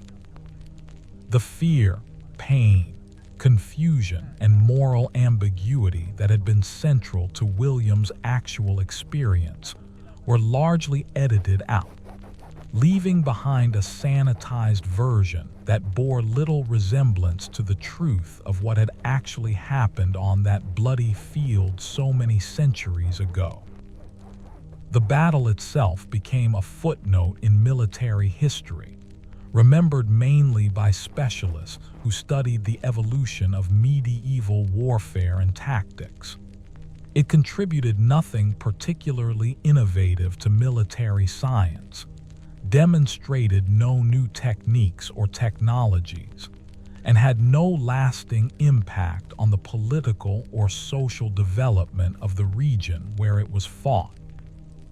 In that sense, it was entirely typical of medieval battles, which were usually significant mainly for the participants and their immediate communities, rather than for the broader course of human history. Yet for those who fought in it, the battle represented one of the most important experiences of their lives, a day when ordinary men were called upon to display extraordinary courage in the face of mortal danger. The fact that their sacrifices had no lasting historical significance did not diminish the reality of their suffering or the validity of their experiences. They had done what their society asked of them, fighting with skill and valor for causes that they may not have fully understood, but that they accepted as part of their duty as warriors and subjects. The true legacy of medieval battles like this one lies not in their strategic outcomes or their influence on historical events, but in their demonstration of the human capacity for both courage and cruelty under extreme circumstances. They remind us that ordinary people are capable of extraordinary things when circumstances demand it, but also that the cost of such demands is often far higher than those who make them are willing to acknowledge. In that sense, every medieval battle was both a triumph and a tragedy, a testament to human potential and human folly that deserves to be remembered and understood on its own terms, rather than through the distorting lens of romantic mythology. The weeks that followed the battle brought a different kind of suffering for William and his surviving comrades, as they discovered that the physical wounds were only the beginning of their ordeal. The journey back to familiar territory was a nightmare of muddy roads, inadequate shelter, and constant pain that seemed to seep into every aspect of their existence. Men who had fought bravely on the battlefield now found themselves reduced to whimpering invalids who could barely manage the simple task of mounting a horse or walking more than a few hundred yards without collapsing from exhaustion. William's horse Thunder had died during the night after the battle, finally succumbing to the spear wound that had brought him down during the fighting. The loss of his faithful destrier was almost as painful as his own injuries, because Thunder had been more than just a mount. He had been a companion, a partner in combat, and a connection to all the battles and campaigns that had defined William's adult life. The big horse was buried in a shallow grave along with dozens of other animals whose service had ended on that blood-soaked field. Their contributions to the medieval art of war, acknowledged only by the men who had depended on them for their lives. The army's baggage train, what remained of it after the battle and the subsequent retreat, told its own story of the costs of medieval warfare. Supply wagons that had been loaded with weapons, food, and equipment at the beginning of the campaign now carried wounded men who moaned and cried out with each jolt and bump of the rough roads. The organized efficiency that had characterized the Army's logistics during the advance had been replaced by a desperate improvisation that barely managed to keep the wounded alive long enough to reach destinations where they might receive proper medical care. William found himself sharing a wagon with 3 other wounded knights, men who had once been proud warriors, but who now lay helpless and dependent on the care of others for their most basic needs. Sir Marcus, the young knight who had been in his first major battle, had lost his right arm to an enemy axe and spent most of his time staring at the stump with an expression of bewildered disbelief. Sir Hugh, a veteran of many campaigns, had taken a sword thrust through the chest that had punctured his lung, and his breathing was a constant struggle that was painful to witness.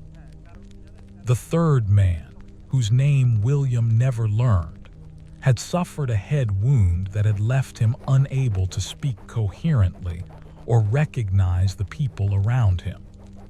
The medical knowledge available to medieval armies was primitive and often counterproductive, based on theories about the balance of bodily humors that had little connection to actual human physiology.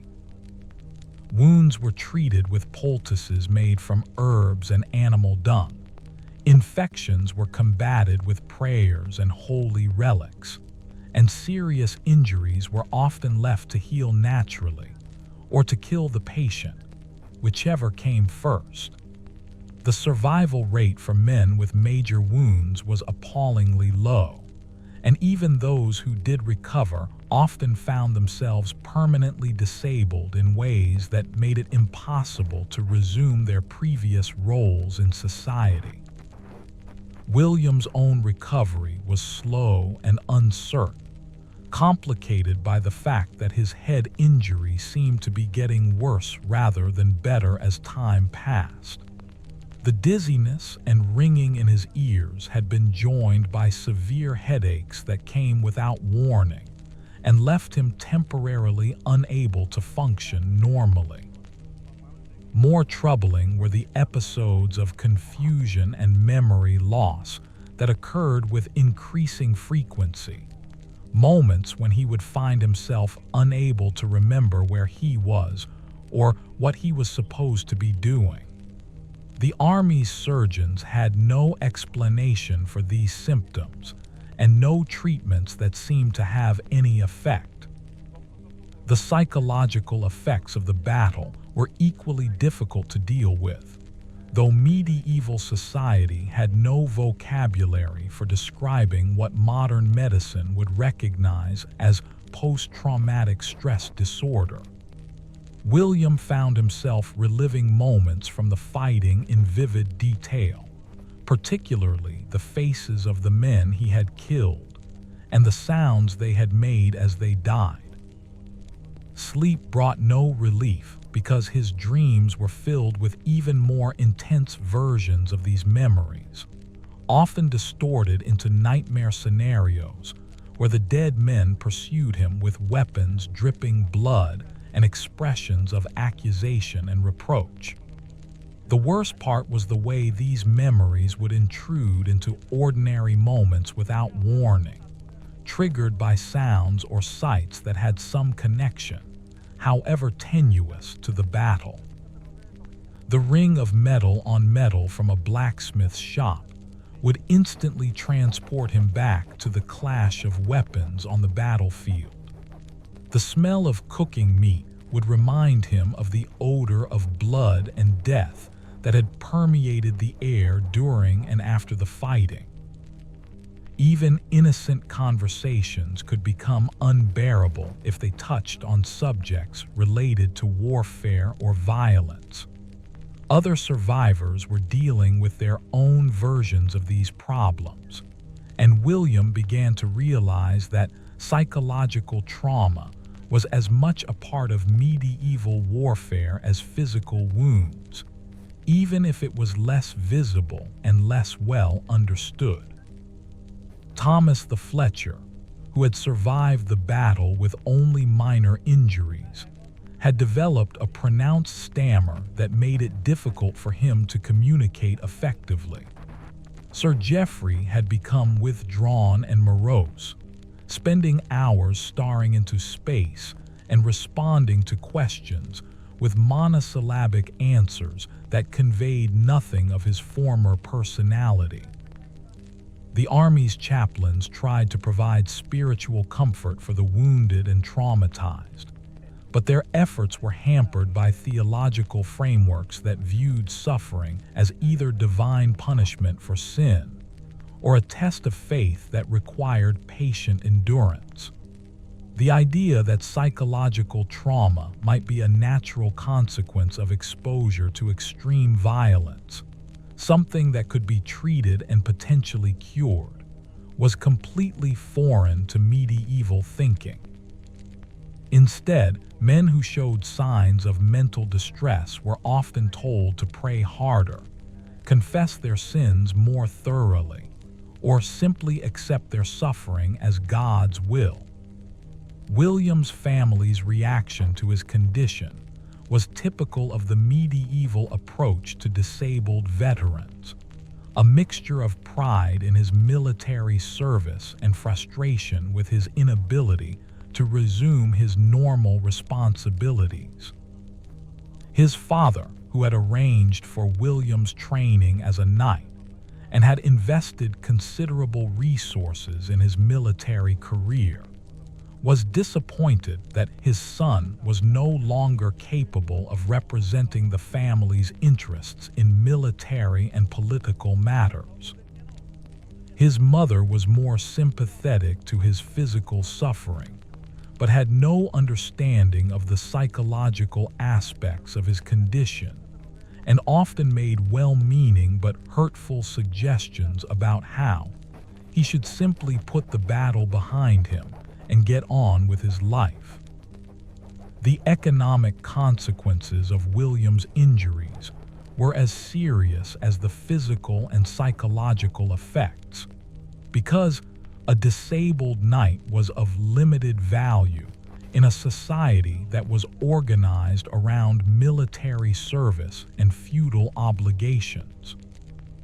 William's lord was sympathetic to his condition, but could not continue to support a retainer who was unable to fulfill his military duties, and the income that William had earned through his military service was no longer available to support his family and maintain his social position. The prospect of poverty was very real for disabled veterans who lacked independent sources of wealth or family resources that could sustain them during their recovery. William's case was complicated by the fact that his injuries were not obviously disabling from an external perspective, which made it difficult for others to understand the extent of his problems. A man with a missing limb or a visible scar commanded sympathy and understanding, but someone whose injuries were primarily neurological or psychological was often viewed with suspicion and accused of malingering or cowardice. William found himself having to constantly prove that his problems were real and serious, even to people who had known him before the battle and who should have understood that he would not fabricate or exaggerate his condition. The social isolation that resulted from his injuries was perhaps the most difficult aspect of William's situation to endure. Friends and acquaintances who had once sought out his company now seemed uncomfortable in his presence, unsure of how to relate to someone who was fundamentally changed by his experiences. Conversations that had once been easy and natural became stilted and awkward, with long silences and forced pleasantries that emphasized how much distance had developed between William and the people who had once been important parts of his social world. The medieval understanding of honor and masculinity made it particularly difficult for men like William to admit to psychological problems or to seek help for conditions that were seen as evidence of weakness or moral failing. A knight was expected to be brave, strong, and capable of handling whatever challenges life might present, and any admission of fear, anxiety, or depression was viewed as incompatible with these ideals. Men who showed signs of psychological distress were often shunned by their peers and excluded from the military and social networks that had previously defined their identities. William's attempts to resume some kind of normal life were frustrated by the unpredictability of his symptoms and the way they interfered with activities that had once been routine. He might start the day feeling relatively normal, only to be incapacitated by a severe headache or a disorienting episode of confusion that left him unable to complete simple tasks. The uncertainty of never knowing when these problems might occur made it impossible to make commitments or to plan activities that required sustained concentration or physical effort. The spiritual dimension of William's suffering was particularly complex because medieval Christianity provided both comfort and additional sources of guilt and anxiety. The Church taught that suffering could be redemptive if it was accepted with proper humility and faith, but it also suggested that persistent problems might be evidence of unconfessed sin or insufficient devotion to God. William found himself caught between these competing interpretations, sometimes drawing strength from his faith, and sometimes tormented by doubts about whether his condition was somehow his own fault. The treatment options available to William were limited and often contradictory, ranging from herbal remedies that had no scientific basis to religious rituals that promised miraculous cures in exchange for sufficient faith and devotion. He tried everything that was suggested to him, partly out of desperation, and partly because there was no way to know which approaches might actually be helpful. Some treatments seemed to provide temporary relief, while others had no effect at all or even made his symptoms worse. One of the few sources of genuine comfort that William found during this period was contact with other veterans who had shared similar experiences and who understood what he was going through in ways that civilians never could.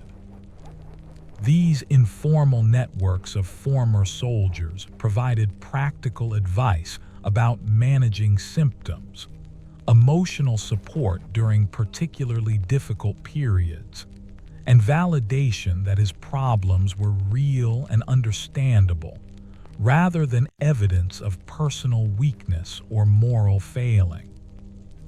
The conversations that William had with other veterans revealed that his experiences were far from unique, and that most men who had participated in serious combat carried psychological scars that affected them for years or even decades afterward.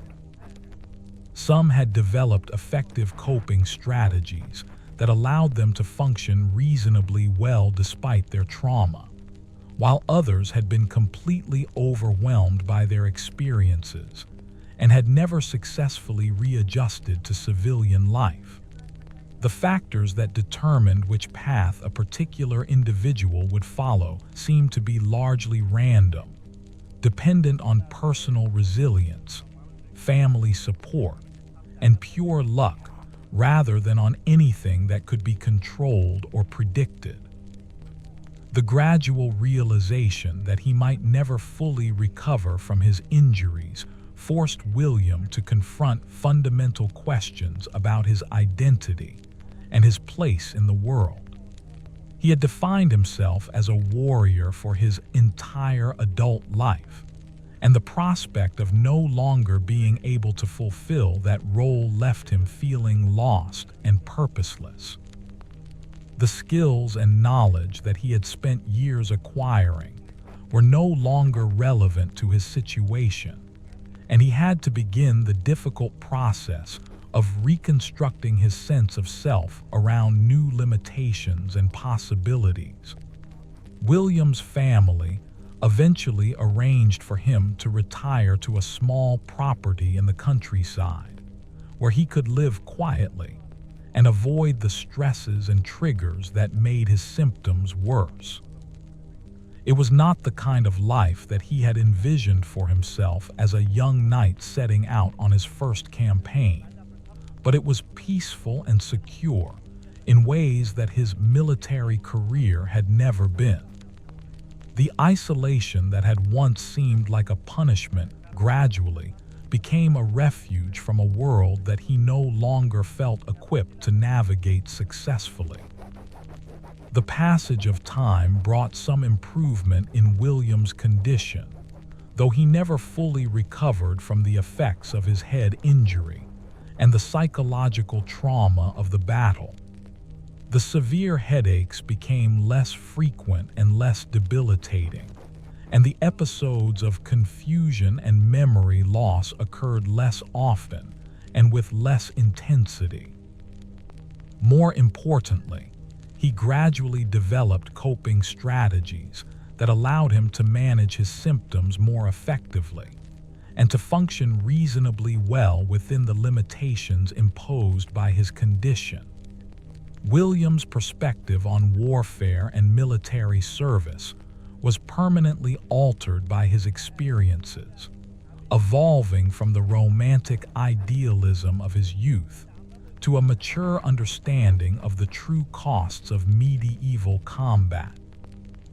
He came to see battles not as glorious contests between noble warriors, but as chaotic and brutal events that left even the survivors permanently scarred by their participation.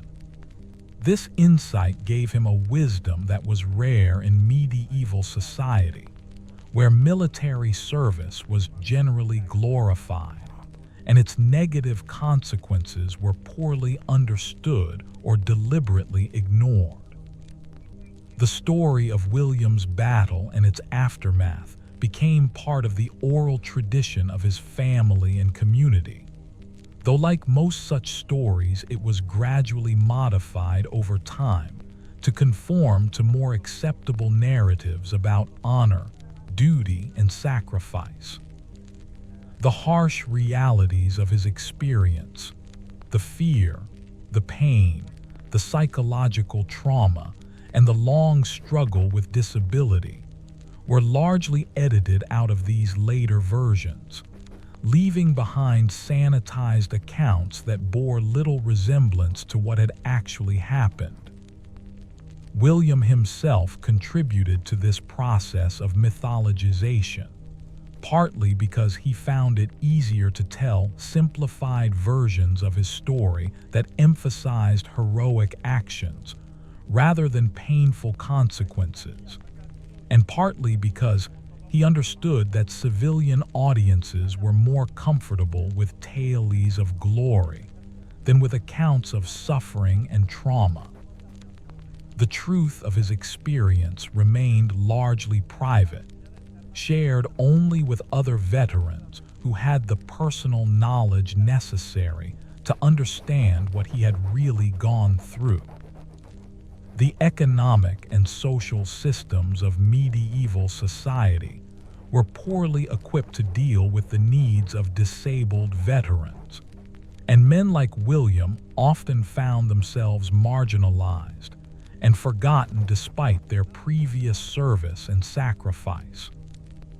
There were no systematic programs for providing medical care, financial support, or vocational rehabilitation for former soldiers, and the assistance that was available was usually dependent on personal relationships and individual charity, rather than on any recognized obligation to care for those who had served their lords and communities in time of war.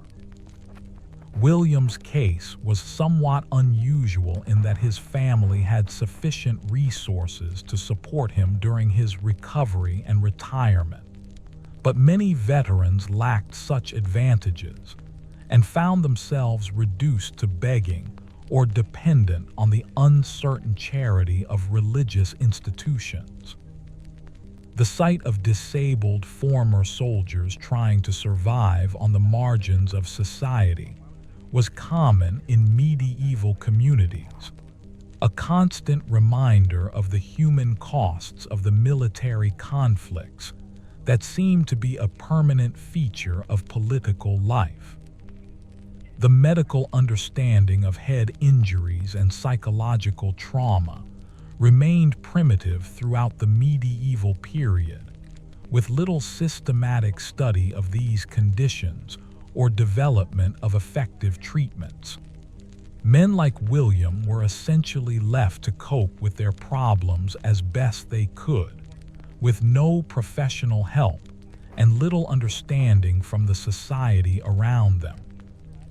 The fact that many veterans did manage to find ways of dealing with their trauma and disability was a testament to human resilience rather than to the quality of care that was available to them. William lived for many years after the battle, gradually aging into an old man who was known in his community as someone who had served with distinction in his youth, but who had been changed by his experiences in ways that were not entirely understood by those around him. He never married or had children, partly because his injuries made normal social relationships difficult, and partly because he felt that his psychological problems made him unsuitable as a husband and father. This decision represented another kind of casualty of medieval warfare, the loss of family lines and genetic heritage that resulted from the physical and psychological damage inflicted on young men during their prime years. The descendants of other veterans from the same battle carried forward fragments of the story, usually focusing on the dramatic moments of combat and the courage displayed by their ancestors, rather than on the less glamorous aspects of recovery and rehabilitation. These family histories contributed to the broader mythology of medieval warfare that emphasized honor and glory, while minimizing the costs and consequences of military service. The pattern was repeated in countless communities across medieval Europe, creating a cultural narrative about warfare that bore little resemblance to the experiences of those who actually participated in combat. Modern historians studying medieval warfare have gradually begun to recognize the importance of understanding not just the military and political aspects of battles, but also their human consequences for the individuals who fought in them. William's story, reconstructed from fragmentary records and informed speculation, represents one attempt to recover the personal dimension of medieval military experience and to acknowledge the real costs of the conflicts that shaped European political development during this period. The battle in which William fought was ultimately just one of hundreds of similar engagements that occurred throughout medieval Europe, each involving thousands of individual participants whose personal stories of courage, suffering, and survival have been largely lost to history. The aggregate human cost of these conflicts was enormous, measured not just in immediate casualties, but in the long-term effects of physical and psychological trauma on the men who survived and the families and communities that depended on them. Understanding the true nature of medieval warfare requires acknowledging these human costs and recognizing that behind every political conflict and territorial dispute were real people whose lives were permanently altered by their participation in events that they often did not fully understand and could not control. William's story serves as a reminder that history is ultimately about individual human experience rather than abstract political and military developments, and that the personal dimension of past events deserves to be remembered and honored even when it cannot be fully recovered or documented. The medieval period was characterized by almost constant military conflict, as political fragmentation and the feudal system created conditions that made warfare a regular feature of life for much of the population. The human costs of this militarization were enormous, but they were also largely invisible to modern observers because medieval society lacked the record-keeping systems and cultural frameworks necessary to document and preserve the experiences of ordinary participants in these conflicts. William's battle represents just one small episode in this larger pattern of violence and suffering, significant mainly for the individuals who participated in it, rather than for its contribution to broader historical developments. Yet it is precisely these small, forgotten conflicts that reveal most clearly the human reality of medieval warfare and the tremendous personal costs of the political and social systems that made such violence a regular occurrence. The lesson of William's story is not that medieval warfare was uniquely brutal or traumatic, but rather that all warfare has profound human costs that extend far beyond the immediate casualties, and that these costs deserve to be acknowledged and understood as part of any complete historical account. The men who fought in medieval battles were not fundamentally different from soldiers in any other period of history, and their experiences of fear, pain, trauma, and loss were essentially the same as those of warriors in all times and places. The romanticization of medieval warfare that characterized much of later European culture served important social and political functions. but it also obscured the reality of what combat was actually like for the people who participated in it. By recovering stories like William's, modern historians can begin to develop a more complete and accurate understanding of this crucial aspect of medieval life, one that acknowledges both the courage and sacrifice of individual warriors and the terrible human cost of the political and social systems that required such sacrifice.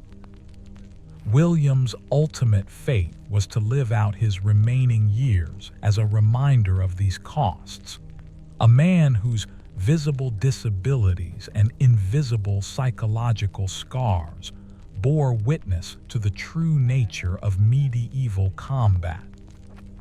His story, though largely forgotten by history, represents the experiences of countless other veterans whose own stories have been lost to time, but whose suffering was no less real or significant for being unrecorded and unremembered. The final years of William's life were marked by a gradual acceptance of his limitations and a hard-won peace that came from understanding his place in a world that had been forever changed by that single day of violence. He developed routines that helped him manage his symptoms and found solace in simple activities that would have seemed mundane to his younger self, but now represented genuine accomplishments given his condition. Tending a small garden, reading when his headaches permitted, and maintaining correspondence with a few fellow veterans became the quiet pillars of a life that had once revolved around the excitement and terror of military campaigns.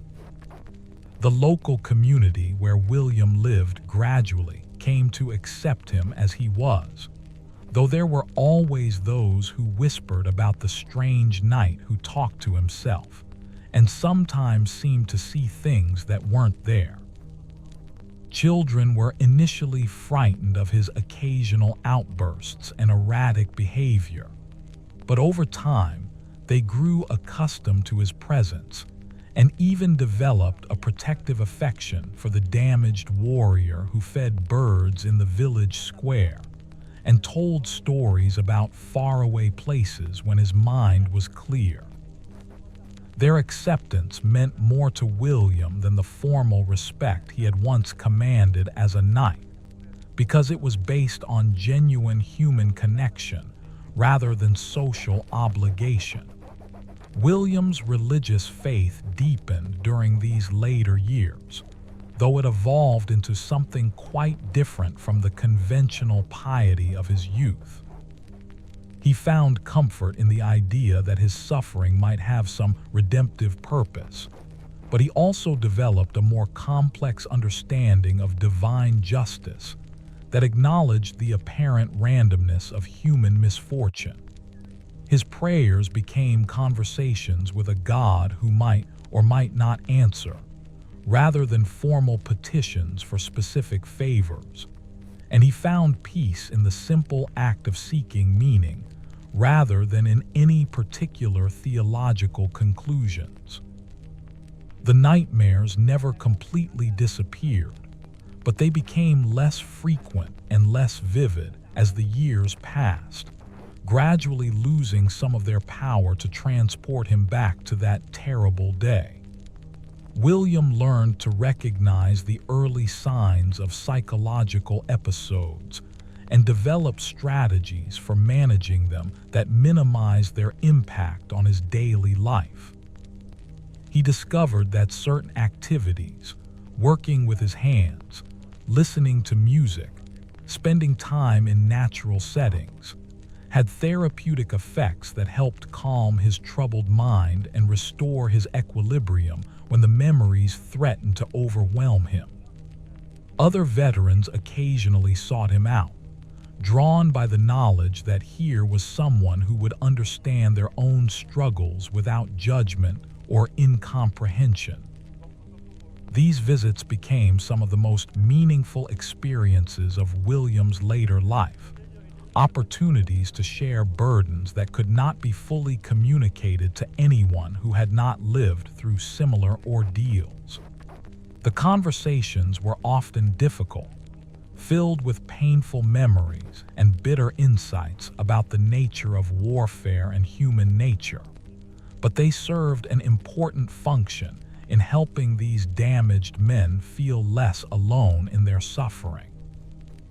William's physical health gradually deteriorated as he aged, the cumulative effects of his injuries combining with the normal processes of aging to create increasing disability and discomfort.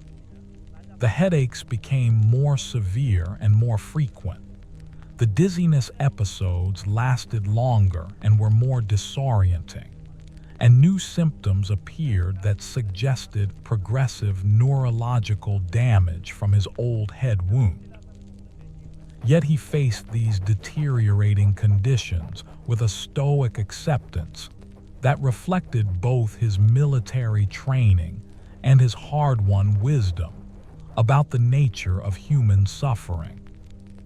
The local priest who administered last rites to William found him surprisingly peaceful for someone who had endured so much pain and disappointment in his life. When asked if he had any regrets about his military service or wished he had chosen a different path, William's response was characteristically thoughtful and nuanced. He acknowledged that the battle had cost him dearly and had altered the entire trajectory of his life in ways that he could never have anticipated. But he also expressed gratitude for the experiences that had taught him important truths about courage, friendship, and human resilience. William's death was as quiet and unremarkable as his later life had been, occurring during his sleep on a winter night when snow was falling gently outside his modest dwelling.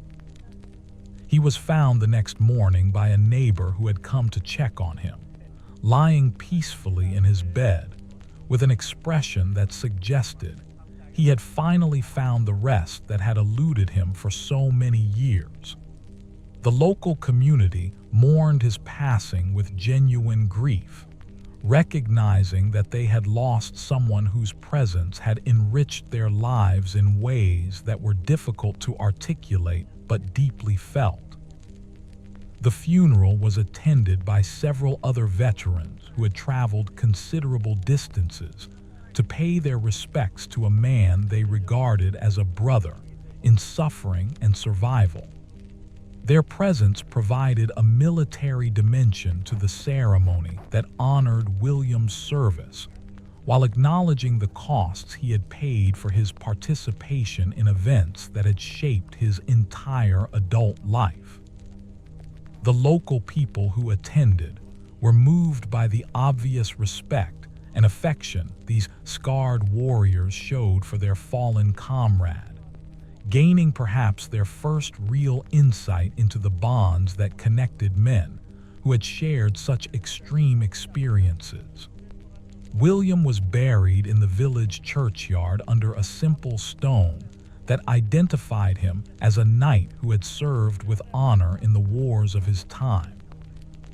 The inscription made no mention of his injuries or his struggles with the aftermath of combat, conforming to the medieval preference for commemorating military service in terms of glory rather than suffering. Yet those who had known him understood that his true legacy lay not in any single moment of battlefield heroics, but in his decades-long demonstration of how a person might find meaning and dignity despite devastating personal losses. The battle in which William had fought was gradually forgotten by all except historians and genealogists, becoming just another entry in the long catalog of medieval military conflicts that had shaped European political development through violence and bloodshed. The strategic and tactical lessons that might have been learned from the engagement were lost as the participants died, and the specific circumstances that had led to the confrontation faded from political relevance. Even the location of the battlefield became uncertain over time, as agricultural development altered the landscape and local memory preserved only vague traditions about ancient fighting in the area.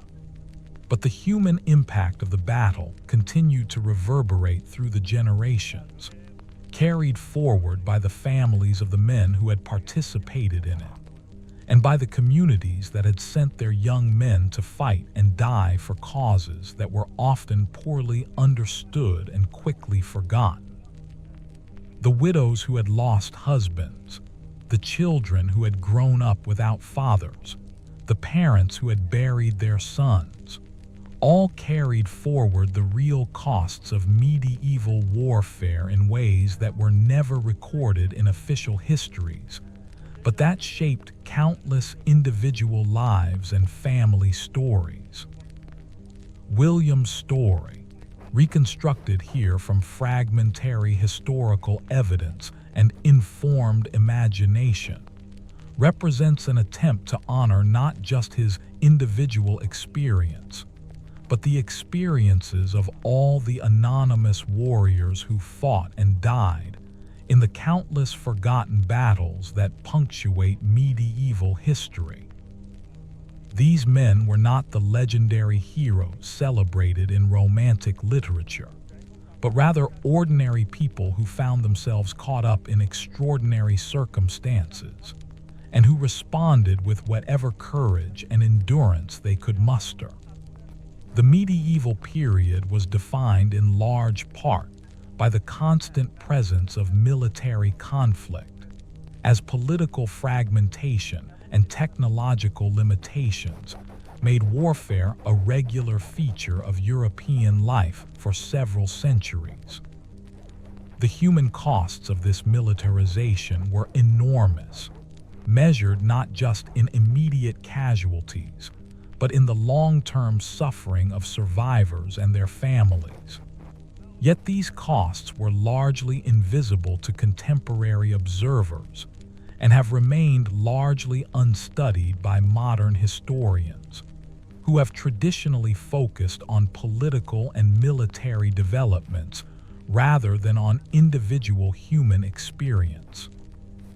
Understanding what actually happened in a medieval battle requires acknowledging both the dramatic moments of combat and the long aftermath of pain, disability, and psychological trauma that affected the survivors for the rest of their lives.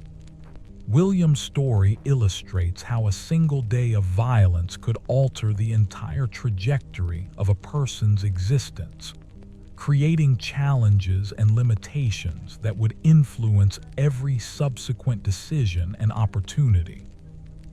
His experience was multiplied thousands of times across medieval Europe, creating a vast population of damaged veterans whose stories have been largely lost to history, but whose suffering was no less real for being unrecorded.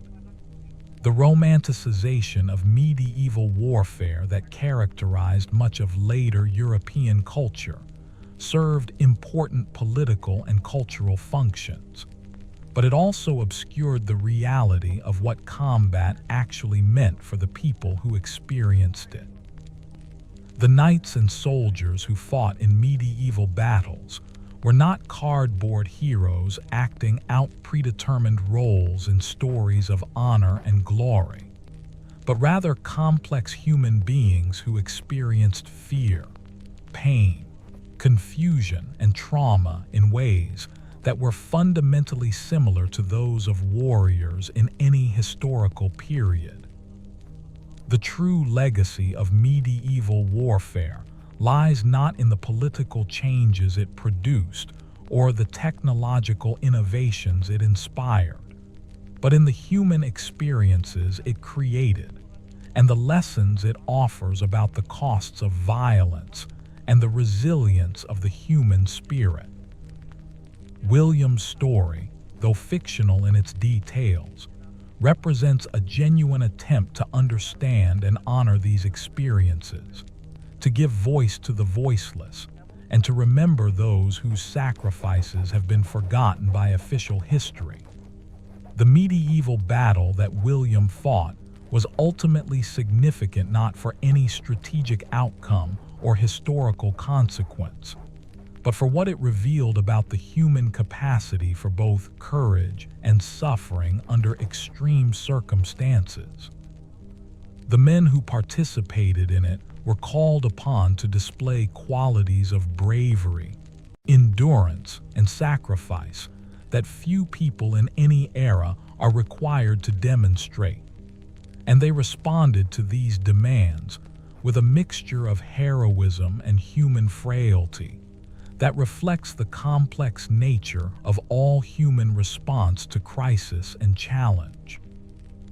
William's life after the battle demonstrates that survival could be as challenging as combat itself, requiring different kinds of courage and endurance to cope with disabilities, psychological trauma, and social isolation that were poorly understood and inadequately addressed by medieval society. His eventual acceptance of his limitations and his ability to find meaning and peace, despite his losses, represents a kind of victory that was perhaps more significant than any battlefield triumph, because it was achieved through personal growth and spiritual development rather than through violence and domination. The story ends not with William's death, but with the recognition that his experience was part of a much larger pattern of human suffering and resilience that characterizes all warfare in all historical periods. The specific details of his battle and his subsequent struggles may have been unique to medieval circumstances, but the fundamental human experiences they represent, fear, courage, loss, adaptation, and ultimately acceptance, are timeless aspects of the human condition that continue to manifest themselves whenever people are called upon to face extreme challenges and to find ways of surviving and transcending their most difficult experiences. In remembering William and the countless other forgotten warriors whose stories have been lost to time, we honor not just their individual sacrifices, but also the broader human capacity for endurance and meaning-making that allows people to survive even the most devastating experiences and to find ways of creating value and purpose in lives that have been permanently altered by forces beyond their control. This is perhaps the most important lesson that can be drawn from any honest examination of what actually happened in a medieval battle. That behind every historical event were real people whose experiences of suffering and transcendence continue to offer insights into the deepest aspects of human nature and the eternal challenge of finding meaning in a world that often seems random and cruel, yet which also contains possibilities for courage, compassion, and ultimately, redemption.